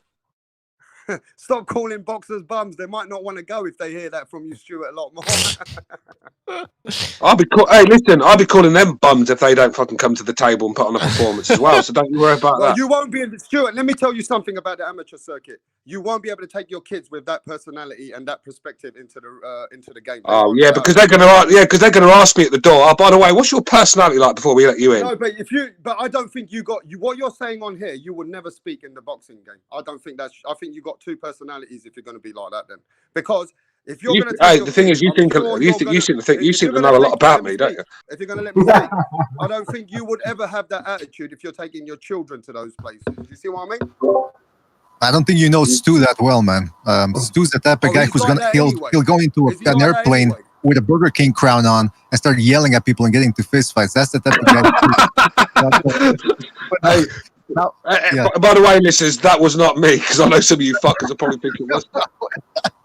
No, but you know what I will say? It's interesting because the amateurs, you don't want to push the kids to a point that they can't handle. Because I mean, if you're training 14, 15-year-old kids like they're Spartan soldiers, it could break them. Not all of them are made for that. But you look at every once in a while, one comes along that can handle it. And of course, that example is Mike Tyson, because Cos D'Amato was training him in the amateurs as if he was a professional. That's all he was doing, boxing. And you would see him in those videos when he goes when he used to go to the amateur tournaments, he would murk these guys in one round. Like, it wasn't even competitive. So if you could somehow take a young guy and just do that, just train him as if he was a soldier for those amateurs, it could work. But in my experience, that approach might drive away some of these kids because not all of them can handle it. Exactly. I want to ask Rapstar a quick question. I mean, if he's so offended by the word, Rapstar, if you're so offended by that word, you know when you're watching Rocky, you know when Mickey, let me finish. Let me finish. You know when Mickey was calling Rocky a bum all the time? Did you fast forward that bit? Did you fast forward the bit where Mickey was calling Rocky a bum in the movie Rocky? Because it's like you hate the word that much, sort of like offend you. I don't get Rocky was a movie, bro. Rocky was a movie for the attraction of people, so they can get in, all that fan-friendly stuff for the hype behind. Rocky wasn't even true about boxing. Fucking Sylvester Stallone's never been in a ring for one fucking round in his life. All he did. But he's in the Boxing Hall of Fame. All right, well, BDA. He took some steroids, which he admitted himself. He took some steroids, and he said himself, "I would never last a round in that game." But lucky as a movie, I played it well. You know what I mean? And I think the best movie what's been made in boxing is the Ali with Will Smith, because Will Smith actually participated in boxing and took different courses to learn the game to be part of that film. Oh yeah, I mean, I've seen quite a few of Will Smith's fights. Hey, for the Irish fans, what about Daniel Day? Will Smith can fight. What about the Daniel Day-Lewis fight film? What was it called? The Fighter or the Boxer, where he's a Irish soldier and he's in the he was a bum. Hey, but he actually was boxing pretty well in that fight. I mean, shadow boxing at least. I mean, I know it's not the most difficult thing to do, but you look at some of these actors when they're shadow boxing, they look like crap. Meanwhile, Daniel Day-Lewis was in there, letting those hands go fluidly. So, yes. I was just gonna say, when you were mentioning about the amateurs not being able to punch that good, David Lemieux was a puncher, right? He's Canadian. I wonder if he got his punching technique from. He used to do these videos when he was a kid called the ABCs of Boxing. You remember that? Mm-hmm, yeah, with Ross Sandberg. It was him on this little. Yeah. I wonder if that's where he got his technique, because I mean, he's a real devastating puncher. But you look at Lemieux. They're the sort of fighters I like. Punchers, man. Guys that go in there to hurt people. This is what I love about boxing. Look, I mean, this is how fucked up boxing fans are. I mean, look how we always talk about what a great fight Nigel Benn, Gerald McCallum was. Oh, great fight. The man's still brain damaged to this day. The man got badly hurt in that fight, but we still go, what a fight it was. So yeah, this is what boxing's a brutal sport. This is a working class sport where there's a lot of us that really don't shed a tear for someone getting hurt, and that's just the way some of us are. I mean, whether it's cold or not, it's just the way it is. Here's Boxing, the reality, man. Here's the reality, Stu. Absolutely, as boxing fans, we want to see action fights. Now, when we say action fights, it doesn't necessarily mean two guys put their hands up and just you hit me and I'll hit you. We're talking like a guy like Golovkin, which is something hard to attain, which is to come forward and not take that many shots. Like Butcher was saying earlier too, being a pressure fighter with good defense is a very hard thing to accomplish. Now, I'll give you an example. Guillermo Rigondeaux, I'm not advocating for him to stand in there, slug it out, which is what he's doing now. I'm not saying that. What I'm saying is maintain your style, be a counterpuncher, but add a couple combinations in there to try, because Rigondeaux had good power. So he could have stopped a lot of other guys. Instead, he chose to dance around. So now that's a disservice to his legacy, and that's a disservice to boxing fans too. And look, he's forgotten, isn't he? I mean, let's be real. Everyone's forgot about Rigondeaux. No one cares to see him again. And this is a shame because, like I said, an all-time great amateur and a very, very talented guy. But just every time he got a big opportunity on a big stage, his arrogance, I don't know whether it's arrogance, I don't know what it was. He just thought he could turn up, throw 6 punches around on one of them cards, by the way. Biggest card of his life. Throw 6 punches around against a guy who's got to be taken out there in no time. And he looked dreadful doing it, and no one asked for him back. Bob Arum fucking dropped him. I mean, this guy was with Bob Arum, for fuck's sake, and he managed to lose that deal with Bob because he wasn't performing. He wasn't putting on the performances, and that's that. Now, you know what? That's the other thing. Like Mark mentioned, Ruben Olivares, one of the greatest Mexican fighters of all time. He was a come forward guy, and mostly he ended up ruining his career because of partying. A lot of partying outside of the ring. That's also disrespectful to the fans because here people are paying to watch these guys fight, and these guys aren't even taking their training seriously. So there's blame to go all around. There's uneducated boxing fans. There's fans with incredibly high standards that will call anybody a bum. But then you also have bum fighters who don't take their career seriously and end up driving away their fan base. So at the end of the day, everybody can complain about everything. But what I try to do, and this is just me, you guys know I try to do this all the time. I try to look for the positive in boxing. That's why I was mentioning all the great fights we've had in the past couple of weeks. You see, the thing is, BDR, I get what you're saying, right? But it's like you've got to call these fights for what they are, man. You stop tiptoeing around them. This is why they're being able to get away, duck fights, and just get away with doing what they're doing because no one's calling them out. Finally, people are starting to step up to the plate and call these fights what they are. And it doesn't help when you've got people like Rapstar defending their corners, being offended by every time. Look, I mean, you can say what you like about Dave Allen. Dave Allen is the definition of a bum to me. Dave Allen is the definition of a bum because this guy has had so many opportunities. Like most of the time, he's out of shape. He's blowing after 4. He's just useless. He's really fucking useless. And this Dave guy Allen would have been a bum if he didn't find boxing. Dave Allen would have definitely become a bum if he didn't find boxing. And Dave Allen has helped 3-4 more boxers under his banner right now to become something, so they don't become bums. Listen, I'm not saying he's a bum. I'm not saying he's a bum human being. That's a different kettle of fish. Look, if he's helping people, fair play to him. I'm talking about his boxing skills. This is a boxing channel. This is not a character Stuart, let me ask you a simple question. I got to go and help the kids in a minute. Have you ever been in the ring yourself? Yes. I don't. Next question. You would never call a fighter a bum. I don't think you have.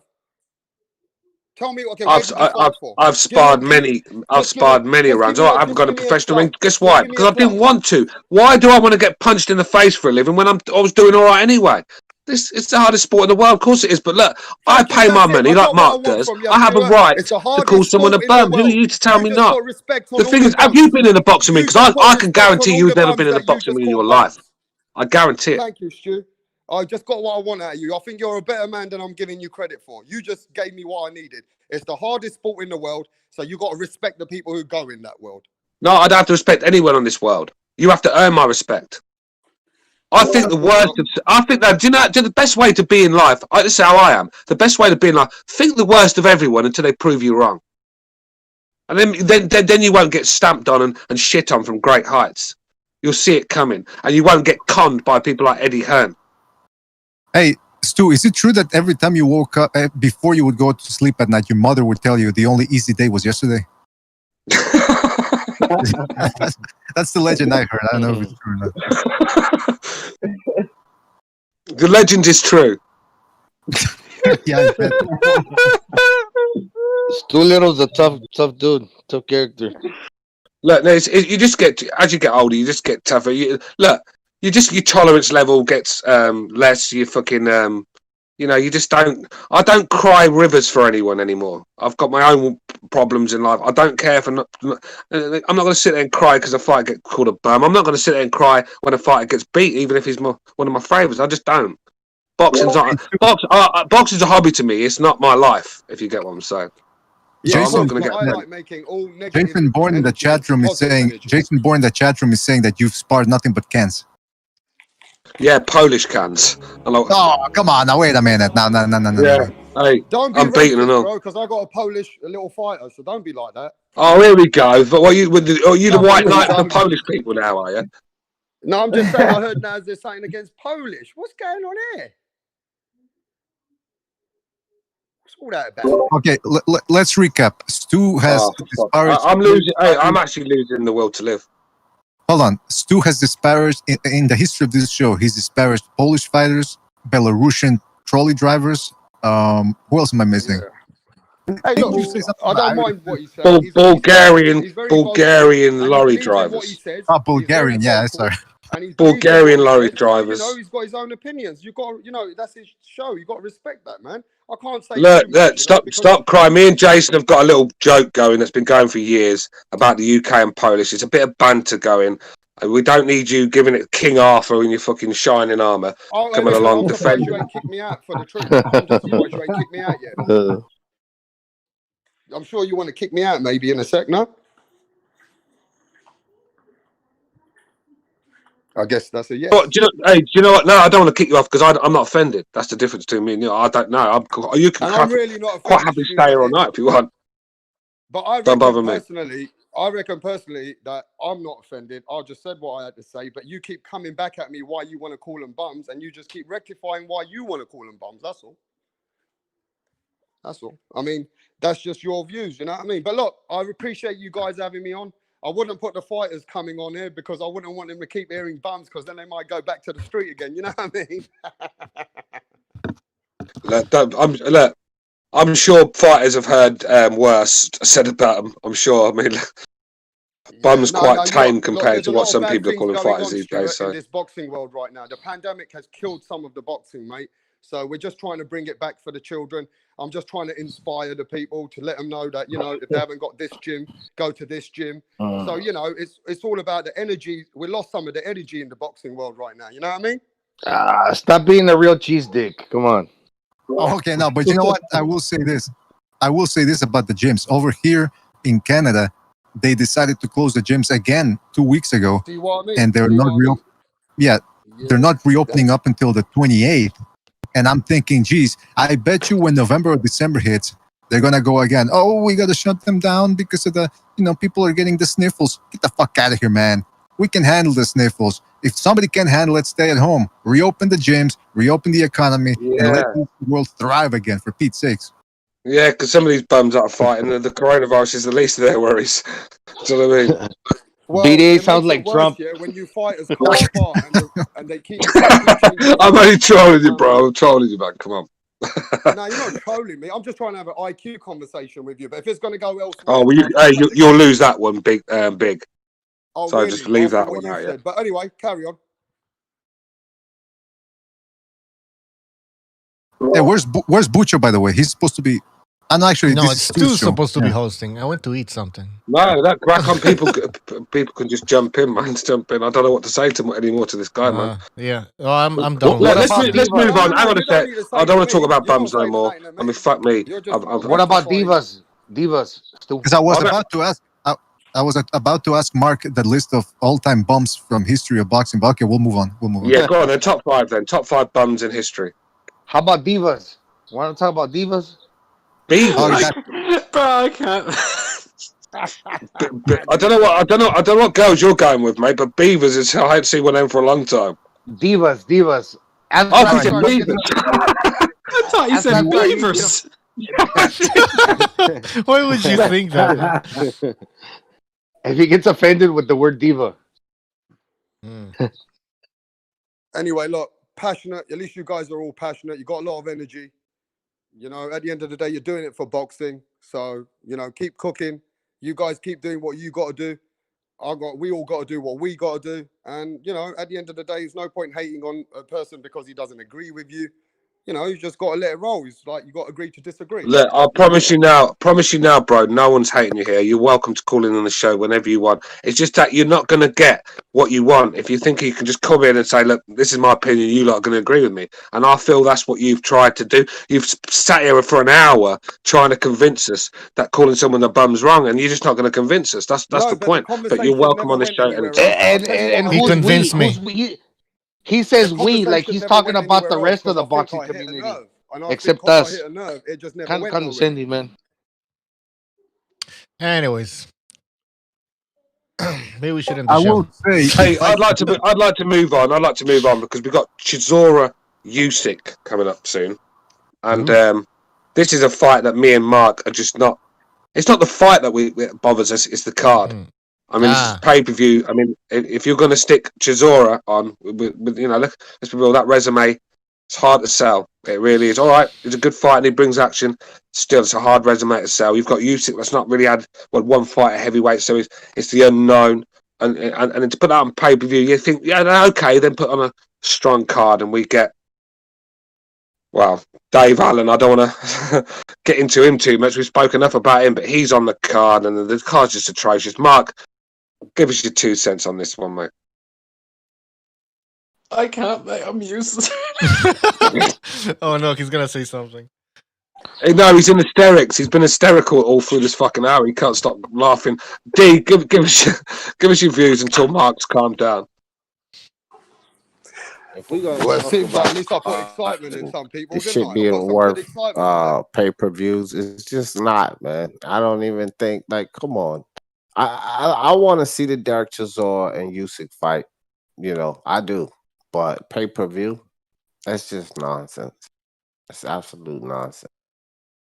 And Dave Allen, man, come on. Well, I mean, how many times is Eddie Hearn going to dig this fucking guy up out of the grave? I mean, he just recycled him time after time. And look, David Price can't pass a medical anymore, so Dave Allen fucking steps in for him. That's how it seems to me. I mean, look. I'll give you a good example, those two. Derek Chisora, he's lost 9 times, but he's a good fighter.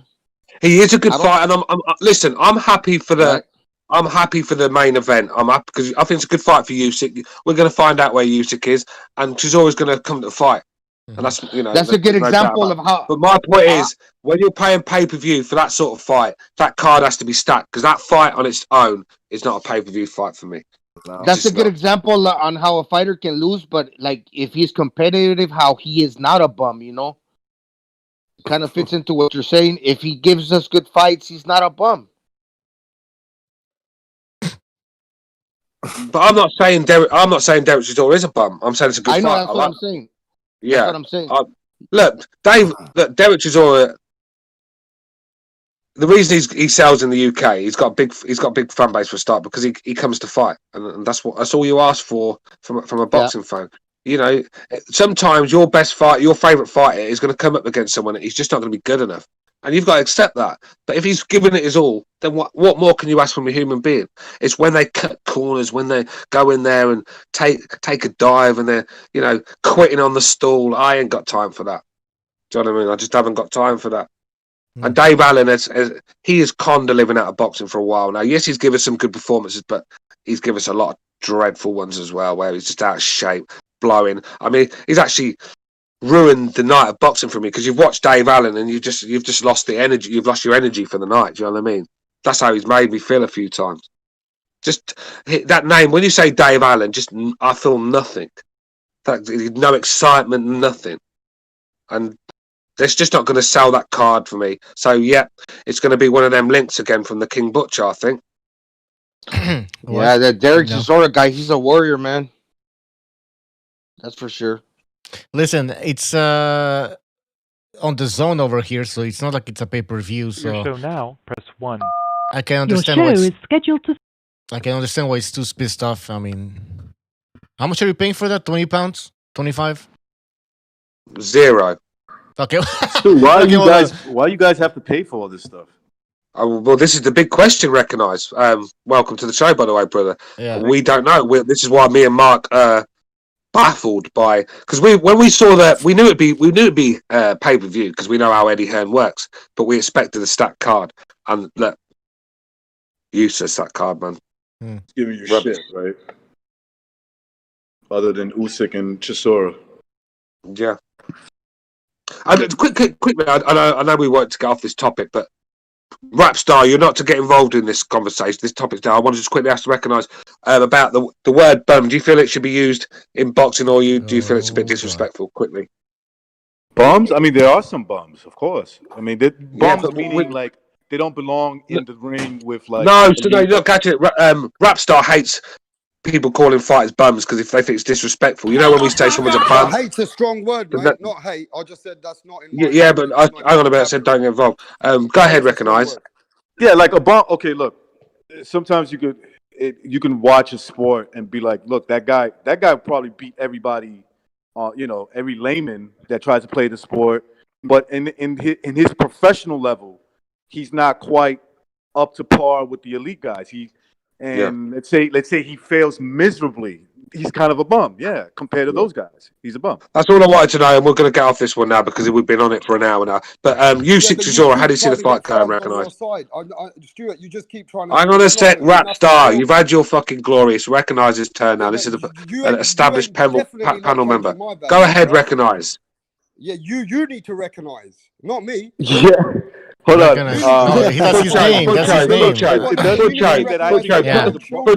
Butcho, this is my show. Can you put the phone down on Rapstar, please? All right. Okay, see, I knew you would do that because you're just now you. Well, now be quiet then. If you want to stay, be quiet and listen to recognise. No, mate, then you listen, can stay. I'm never going to be quiet. You can take me off then. No, I'm not going to be quiet. All right, can we move on? Take me off. I'm going to say Butcho. isn't it? Yeah. Butcho, take him off, mate. Take him off. You're not going to emotionally blackmail me. I couldn't give a shit if he was here or not. Take him off. All right. Go ahead, recognise.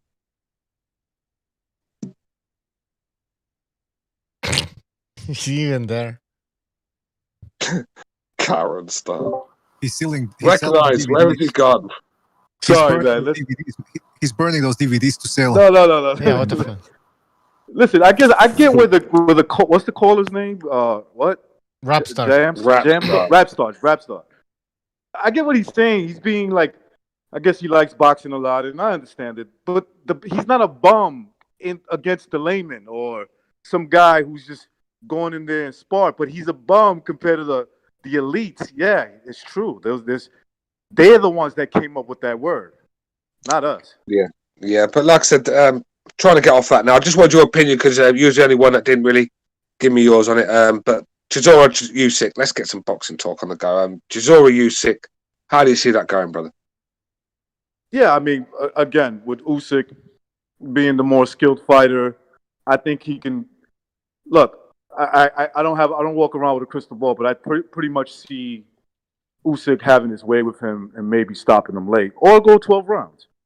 Maybe he gets hit with a shot and says, "Well, I'm not going to try that again," and says, "Let me outpoint them," and wins on the scorecards. But if you know Usyk, he's another Lomachenko. He's a bigger Lomachenko. He goes for the knockout. He's trying to hit you until you quit, basically. Stu, we have a phone call. Chisora, one thing I know about Chisora, when it's not going his way, he sort of folds. He sort of gives up.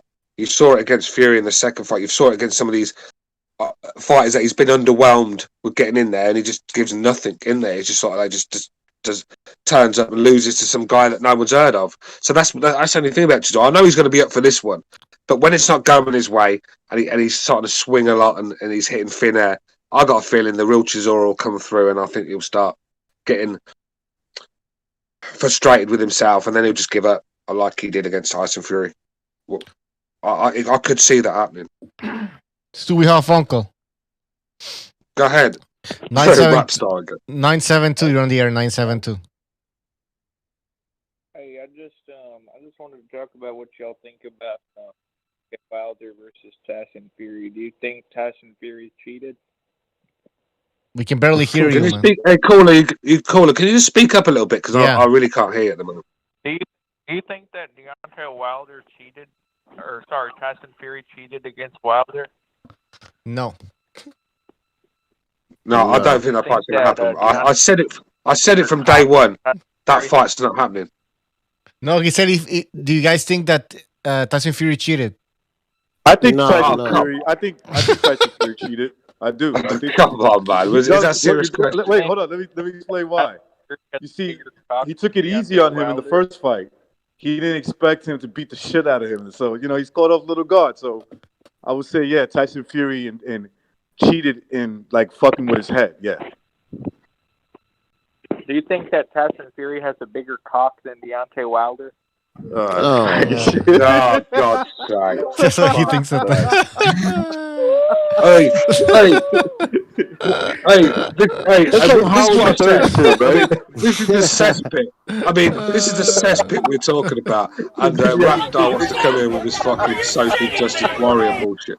All right. Listen, I'm not trying to encourage prank calls, but he kind of set us up, right? It was a good one. Wait a minute. Does that mean we're not going to answer the question then? Because I had an answer. I mean, we got. Of course, you want to answer the question. Of course. Give it an hour debate. I think my money's on Wilder on that one. I think. All right, we got another phone. Tyson Fury. I don't know why. I think he's got a long and thick one. Like fucking. I need your corporate number. I need your corporate number now. Did you see Hunter Biden's cock from all those leaks that came out yesterday? I think he's got that type of cock, man. Oh, we got a phone call. We got a phone call. Weird number. Go ahead. Hi, can you guys hear me? Yes, sir. Yeah, that could be a girl. Hi, I was wondering if this is Is that a lady? I'm going to say, is that a lady? That's a lady. Let us speak. Let us speak. Is this where I find all of the bums, guys? What? Is this where I'm going to find all of the bums? I'm just wondering. I recognize that bum. He's a real cutie. It sounds like you've been. It sounds like you've been looking for a few bums as well. I have seen it. This is where I can find it. It's everywhere. I see bums all over the place. Tyson Fury's 10.5-inch cock. It's beautiful. Mark, you always got me, Mark. But the Irish just come through, brother. Sorry, the Irish just. That's the thing with the Irish. You can't lose that Irish. It comes through eventually. And Mark's, you had me fooled there, Mark. You fucking had me fooled, brother. Are you kidding me? That's Mark got me though. Yeah, that is Mark, and he had me fooled for a while. My name's Jeremy. Jeremy, where are you from? Yeah, I'm calling out of Taiwan. Okay. Yeah, right. Sean, you girlfriend. You guys know Sean? Gonzalo, do you know this? Oh no, you're Filipino. Ask Gonzalo. Do you know Sean Newton? Sean Newton. Yeah, we're very long-time friends, if you know what I mean. Oh God. All right. Hey, caller, sweetheart, what do you like to do for entertainment on a Saturday night? She's gone. Oh fuck. She's gone. I need to go make a coffee, man, to work for all this madness. Give me 5 minutes. You boys Excuse me, it's ma'am. Excuse me, it's ma'am. It is ma'am. That's right. It's ma'am. Ma'am. Ma'am. Oh, ma'am. Gonzalo in the chat. It's a fag. It's a fag. It's a fucking Gonzalo. No, but the first one he's screaming it. The first prank call was funny as fuck, man. You got to give. He like, do you think Tyson Fury cheated? And then next thing you know, who do you think has the biggest cock? Yeah. I don't even think it was a joke. He actually thought about it. I'm pretty sure he did. We got another phone call. Oh, 972. You're on the air. 972. Oh God. Hello. Yeah. Hello. Yep. Yes. About the Lomachenko fight. Stop jerking off when you're talking on the phone. Jesus. I'm gonna smoke a pack of Marlboro Lights. What? All right, this looks like I can hear the guy. out of all the prank calls, this one's the least. It was, the least wasn't funny. You're It terrible. was sucked. You're I terrible, was. We actually hoping gotta for- be able to listen so that it Yes. can be funny. Otherwise, it's a I think it fail. was gonna be funny In, like the in first short one. translation, you suck. That's what he said. Yeah, that was. Yeah, you Poor suck attempt. big Tyson Fury dick. That's what you. Anyways, Hey, Bucho, I got a question for you. Do you think the Cuadras stoppage was early, or you think it was good? no. People are saying that. No, I saw you in the chat yesterday. Just wondering. No, Thought I asked you personally. I No, thought after the first knockdown, it was good because when a fighter falls like on his face, on his mouth, on his chin like that. Yeah. After that, man, But you always kind of that's it. assume the worst when that happens to a guy when he falls like that, like face first, and he hits his face on the canvas. It's like, oh shit, let's stop the fight. Hey guys, we got another phone call. Let's take it. Let's see if it's a good one. 419, you're on the air. 419. Hey, what's up, Bucho? Oh, it's not funny. Get out of Oh, here. Tito. Go ahead, Tito. Go ahead. Hey, Tito, remember the good times when Tito Trinidad beat Vargas? Hey, real good times. Real good times. All right, go ahead, Tito. Good times, man. Hey, giving a call, and getting what's going on today in boxing. In the last, couple of times talking to you guys, we would talk a little bit about the pound for pound. I just wanted to know from the BDA panel, where do they have Loma now at the pound for pound list? Loma, I thought you were going to talk about Teofimo because he just won, but Loma. Yeah, hey, no, we can talk about that too. But we can talk about this too. Yeah, Loma. Listen, I haven't done my list, but I still Johnny haven't. Boy's in the chat, and Johnny Boy still got Loma at pound for pound. I still have him in my Maybe top he can 10. get up there and explain I himself. still have him in my top 10. He lost a fight. When I think of who but are the best badasses in boxing, he comes to my head still. Yeah. yeah, I don't even think he should be a lightweight. I just thought, Anyways, I'm not gonna go back to the fight, but no, he's still a pound for pounder in my opinion. I gotta do my list too. He's one of the best. I'm talking about the number one. He's not number one anymore. No, not in my list. Yeah. I never had him at number Yeah, one, T-Tone. Yeah, hey, me and D was gonna have a debate on it because he said that Loma should stay where he is, but the other day he said that Loma deserves to go down a little bit. So yeah, but where did D have him? I mean, it depends. I didn't have him at number one. That's what I was trying to tell T-Tone to yeah, you said 2 Toledo. and 3. You said you had him at 2 and 3, and he should have deserved to go down. And you said I that had was him at foolish. 3. But I now had you're Crawford saying he at deserves 2. to go down, I had right? Canelo at 1. Well, you can debate him on the Kumite someday if you want. Nah, he don't want to do yeah, that. you know what? Yeah, I just want to know because, we talked a couple times, and where a lot of the people had Loma, and just and then Johnny Boy talking that. I wanted to hear what he had to say. Well, where do you? Who's your number one pound for pound boxer? I think I already know. Yeah, well, I told you a long time ago. Okay, Canelo. Yeah. Mm-hmm. Canelo. Well, number 2. Moving up weights. Hey, and remember, I told you the rest you can argue about. You can't argue about Canelo. You can't argue about Canelo. You know what? Hey, just call and say what's up to the chat. Hey, in boxing, wasn't it some great boxing this weekend? Absolutely, no, man. Yeah. In your face defense. That's what boxing's all about, man. So, starting to feel good again seeing the boxing. Hey, Tito, what you thought about? We'll talk again sometime. Israel I'll Gonzalez let you get on with some other callers, No, man. Israel Gonzalez. Yeah, Israel and I don't think he can hear you. Yeah, that was a good fight. Hey, Tito. All right, BDA. All right, Boots. All right, D. Hey, hold take care, man. Thanks for calling. Hold on, Tito. He's gone. I got Canelo. Okay, I got Canelo, Estrada, Navarrete, Ruiz, Benavides. Okay, I got Ramirez, Garcia. Those are my top 10. Top 10 Mexicans or top 10 pound for pound?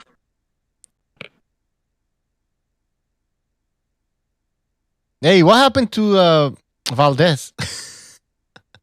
Valdez. Oscar Valdez. He's going to fight Burchell. He just beat Jason Velez, man. Yeah. He got the knockout. I was surprised. Oh, yeah, forgot about I think it was one of the first fights during the pandemic. Terrible performance. Now I remember. Gee, God, I forgot about that fight.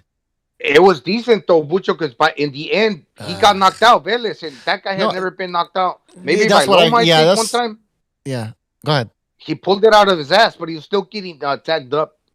Yeah, people were saying about his opponents. He's a tough guy, blah, blah, blah, but I was just expecting a little bit more from Valdez against Berchelt. Damn, it's gonna be a good fight. Hey, Bucho.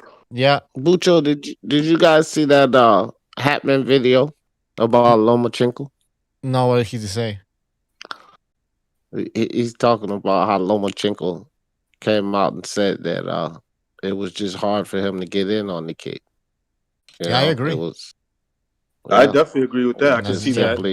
The fact that it was hard for him to get in on him. People felt like he wasn't doing nothing, but it was just hard to get in. Yeah, and I think the punches.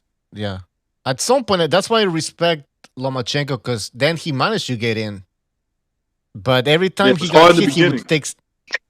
He went all out, man. Listen, he could have just circled around Teofimo and lose all of the rounds. I did give him some rounds in the because that's how. He has balls. He went in there and he tried to hurt Teofimo. He overwhelmed him. I think he hurt him a little bit. Some people are gonna say no, he didn't hurt him. Listen, we don't fucking know, right? It's called buzzed. When you buzz somebody. Yeah, hurt him. You're right. That doesn't mean you knock them completely out of their senses. What you do is they're momentary. Their body kind of buckles a little bit. It doesn't mean that they're ready to go. Out of whack. Yeah. But that's why. Yeah. No, for sure. Teofimo didn't allow. That's when I know a guy never fought before. Like, forget boxing. He's actually never even got into a fight. Mm-hmm. Is when I say he got buzzed. Oh, what are you talking about? I'm like, yeah, motherfucker, you could get buzzed by just about anybody. Just long, he hits you in a spot where you didn't expect to get hit, and you could get buzzed. Yeah, right. Yeah, for sure. Yeah, he got in, but after like 7 rounds, he had to take a little bit out of Teofimo's stamina out. Mm-hmm. And even then, Teofimo had stamina, but some of the ebbs and flows. Obviously, you're not gonna have all the flow. Somebody's gonna take something. You gotta give. The other guy's gotta take a little bit in this type of caliber of a fight. And you know something, Gonzalo, I do believe he got injured in the fight. Like, that's the product of fighting guys bigger than you. The first thing your body tries to do is try to hit the target harder. It's just like instinct. You just try to hit like you're hitting a heavy bag. If you start hitting a heavier bag, you're gonna try to hit it harder. It's just natural instinct. It's like that's not an excuse. We knew he was bigger. We knew he hurt himself during the fight. Yeah, we knew Teofimo was bigger, had the power advantage. But he was quick, man. He was pretty quick. That's what happens when you hit somebody bigger than you, right? Like, you hurt yourself sometimes. Yeah, listen, it's not excuses, but it's a reality of. Teo's a good boxer. In addition to that, he has the physical advantage, which we all knew was there. And like a good mediocre big man doesn't beat a smaller great man. You have to have skills too. Of course. Yeah. And I thought Loma had better skills to overcome Loma that. probably has better skills, but the kid is skilled enough where his size can make a difference in the fight. Exactly. Yeah. That's not an excuse. That's called reality. Fight. No, and listen, an excuse would have most of us on this show have insisted that Lomachenko is small for 135. So it's not like we just came out with this as an excuse. We knew he was small, but we thought that he was that great. I can't give excuses. Look, clearly there was a shoulder problem, but I'm not going to use that as an excuse. No. At the end of the day, Lomachenko should have took the fight if that was the case. Exactly. You can't take the way away from Teofimo. He was brilliant in there on the night. I just thought Lomachenko was dreadful. And my point is, I think if Lomachenko is at his best, I'll see a different result. But I don't mean that we have to sit here and take away the performance that Teofimo did. It was a brilliant performance. And look, he's a rising star now. The world's his oyster. And he's 22 years old on top of... He's 22. How many boxers do we see right now who are like in their late 20s? And we're still waiting for them to have a big fight, right? A career-defining fight. We're still waiting for 23. 23. He just turned 23. He's pretty much where... He's at where like the Charlos are at. The Charlos are 30 and this guy's 23. Yeah. He's done compared to what they've done already. He got that fight out of the way. Now he has that Lomachenko fight. Now everything is just what's gonna come after, it's just an addition to that great fight. And his story is similar to this story of all these other great fighters that at an early age, in the early 20s, they already have that big win. And then everything else is just an addition. Teofimo is going to sit down and think cautiously, which I don't blame him, about how he can maximize the next big paycheck. That's what it comes down to. I don't like it all the time, but he's going to do what's best for him. And what's best for him could be real friendly to boxing fans. You know, he could go up to 140 and fight one of the champions there. There's a lot of options, so there's no excuses. If he doesn't get these big fights, then you got to start blaming him. He might fight Loma again. They might say, listen, I'll give you whatever the fuck you want. Who knows? Mm-hmm. You know? Apparently, Lomachenko wants the rematch. So... yeah, he probably listen, man, after the fight, he's probably like, yo, this motherfucker's big, man. I had a really hard time in the first 6 rounds. Mm-hmm. And maybe he was doubting himself. But now he sat down, he's probably like, yo, I would like a second go at this dude. Yeah, he left a lot to be desired. You know, if the guy would have started out fast and then tired into the later rounds and got run over, then I would have been telling myself, oh, the guy conclusively got taken the best. They got the best of him. But since the guy started slow and ended up stronger, it's like, man, you should have started stronger, right? Mm-hmm. I don't see it that way. I see it as you know, it's 2 ways. You got to have a willing participant, and you know that's not what was happening in the fight, man. Teofimo was not a willing participant. Hey, we got somebody on StreamYard. Sorry, we got somebody on StreamYard. Salino El Cocodrilo. What's up? How you doing, my friends? Salino El Cocodrilo's in the house. Who the fuck is? What's up, man?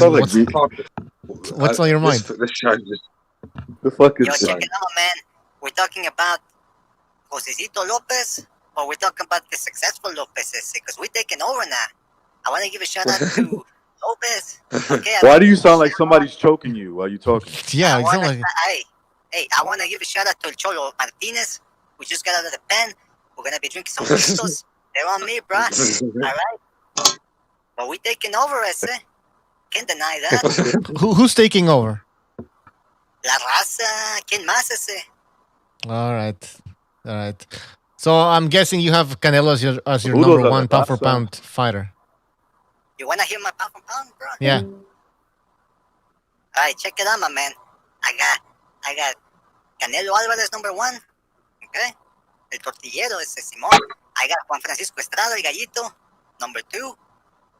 I got El Chocolatito, number 3. Even though he ain't Mexican, he's about the same. I said, we got to stick together. You know what I mean? There's like prison in here. We got to stick together. All right. What's that I hear in the background there? Yeah, I don't know, man. There's some fucking weird sound. Your voice sounds familiar. But... yeah. Hey, you. My face is gonna seem familiar in your face when I beat the shit out of you, ese. What you think about that? No, let's go. Come on, Canal. Let's go, órale. Hey, this brother, you think he can talk to me like that, you know? Me and my gang, man, me and my homies, we take you out all the time, ese. We ain't playing around. I'll go to your hood and make you show your placa home. Órale. I got my cuentas ready. Hey, shout out to Gonzalo, by the way, the realist in the show. Gonzalo, if you're there, man, you come see me, man. Tengo un trabajo para ti, man. Deja muy buena lana. All right. All right, go take that work. Go take that work. Shout out to the panel. I'm going to go ahead now. I got to go get myself some yesca. Because I got a fiesta going on later on in the night. Everybody's invited, Simón. Yeah, we'll show up, man. Órale. Hey, Colo, your Ruquita was in my house yesterday. Hey, you better watch that mouth of yours, ese. Unless you want me to wipe it off. All right. So he's gone. Man, we got some weird callers on this show. I'm still pissed off y'all thought I was gay. Fuck all y'all. Hey, what's that? That boxer, Mi Vida Loca, what's his name? I forgot, man. From New Mexico. Oh, Tapia. Johnny Tapia. Johnny, was he a cholo? Johnny Tapia? I think he was, crazy, yeah, man. It was legit, man, yeah. Hey, somebody sound just like you out, BDA, calling in. I know. I didn't want to interfere. Okay. It was trying to make me look bad. I don't think it was you, though. That's just to let you know. I don't think that was. How can I be in two places at the same time? I know. That's what I'm saying. How can I be in two places at the same time? Come on. Doesn't make sense. I'm sorry. I apologize. I didn't know that, but Johnny Tapia, he made millions of dollars, man. I read a little bit about him, like just recently. And those fights he had, he made the millions. Dalo, he was fucking exciting, man. He was a fucking good fighter, bro. Well, this is it. This is what I mean. Look, you could get away. You could still make a living in boxing with defeats on your record if you're exciting. Like Chisora, like I said earlier, that's the reason why he's still getting big fights because he brings it most of the time. Yep. You know, Tapia was another one. I mean, every time you saw Johnny Tapia fight, someone was he did a good fight, weren't he? You know, if he wasn't asleep, someone else was.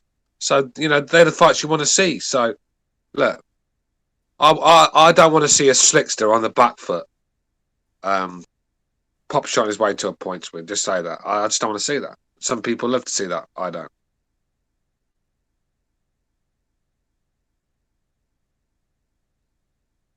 All right, maybe we should end the show. Getting tired. Too many prank callers. I'm ready for. Oh fucking! I had a long weekend, didn't I? I had that party, didn't I? The girls, man. Fuck. Look at It's you. a messy man. one. That one. Yeah, it was very messy. All right. I'm still feeling it. 2 days later, I'm still feeling it. Jesus. All right, we'll I have. feel I'm after doing like 600 sit-ups after this show, man. Yo, this was a fucking funny show. I should edit like a lot of it. There's a lot. No, don't edit any of it. Leave that show as it is. No. Show as it is. To make another ones too. Like, right, to edit. Yeah, listen, sorry. real. It's a very, Yeah, sometimes it's nice to just have a bit of fun, innit? You know, just have a little laugh and a bit of fun. Why does everything have to be serious? I mean, some of you guys that watch boxing and listen to boxing channels are just too serious in life, man. You really need to fucking let your hair down a bit and enjoy what's left of your life. I mean, it's always nice to have a bit of fun. And I thought tonight's show, it was not a lot to talk about, but we made a good show. It was very funny. I want to thank everyone for coming on. Yeah.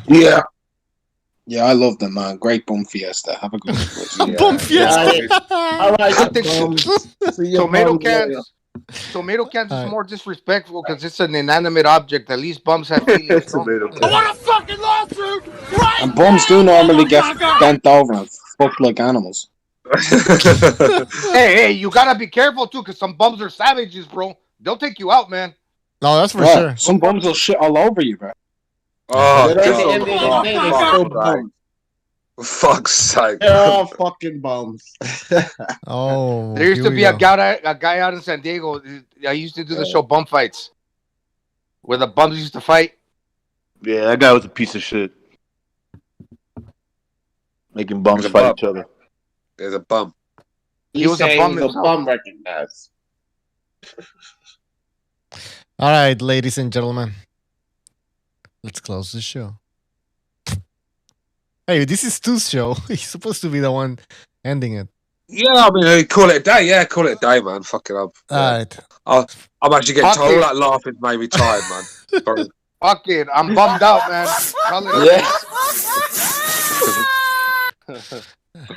Aren't you bummed out, bro? I'm bummed out. Yeah, man. I'm flagging a little The bit. fact that the show's ending is a real man. The fact the show's ending is a real bummer. Yeah. Mark's coming out of a wall tonight, isn't it?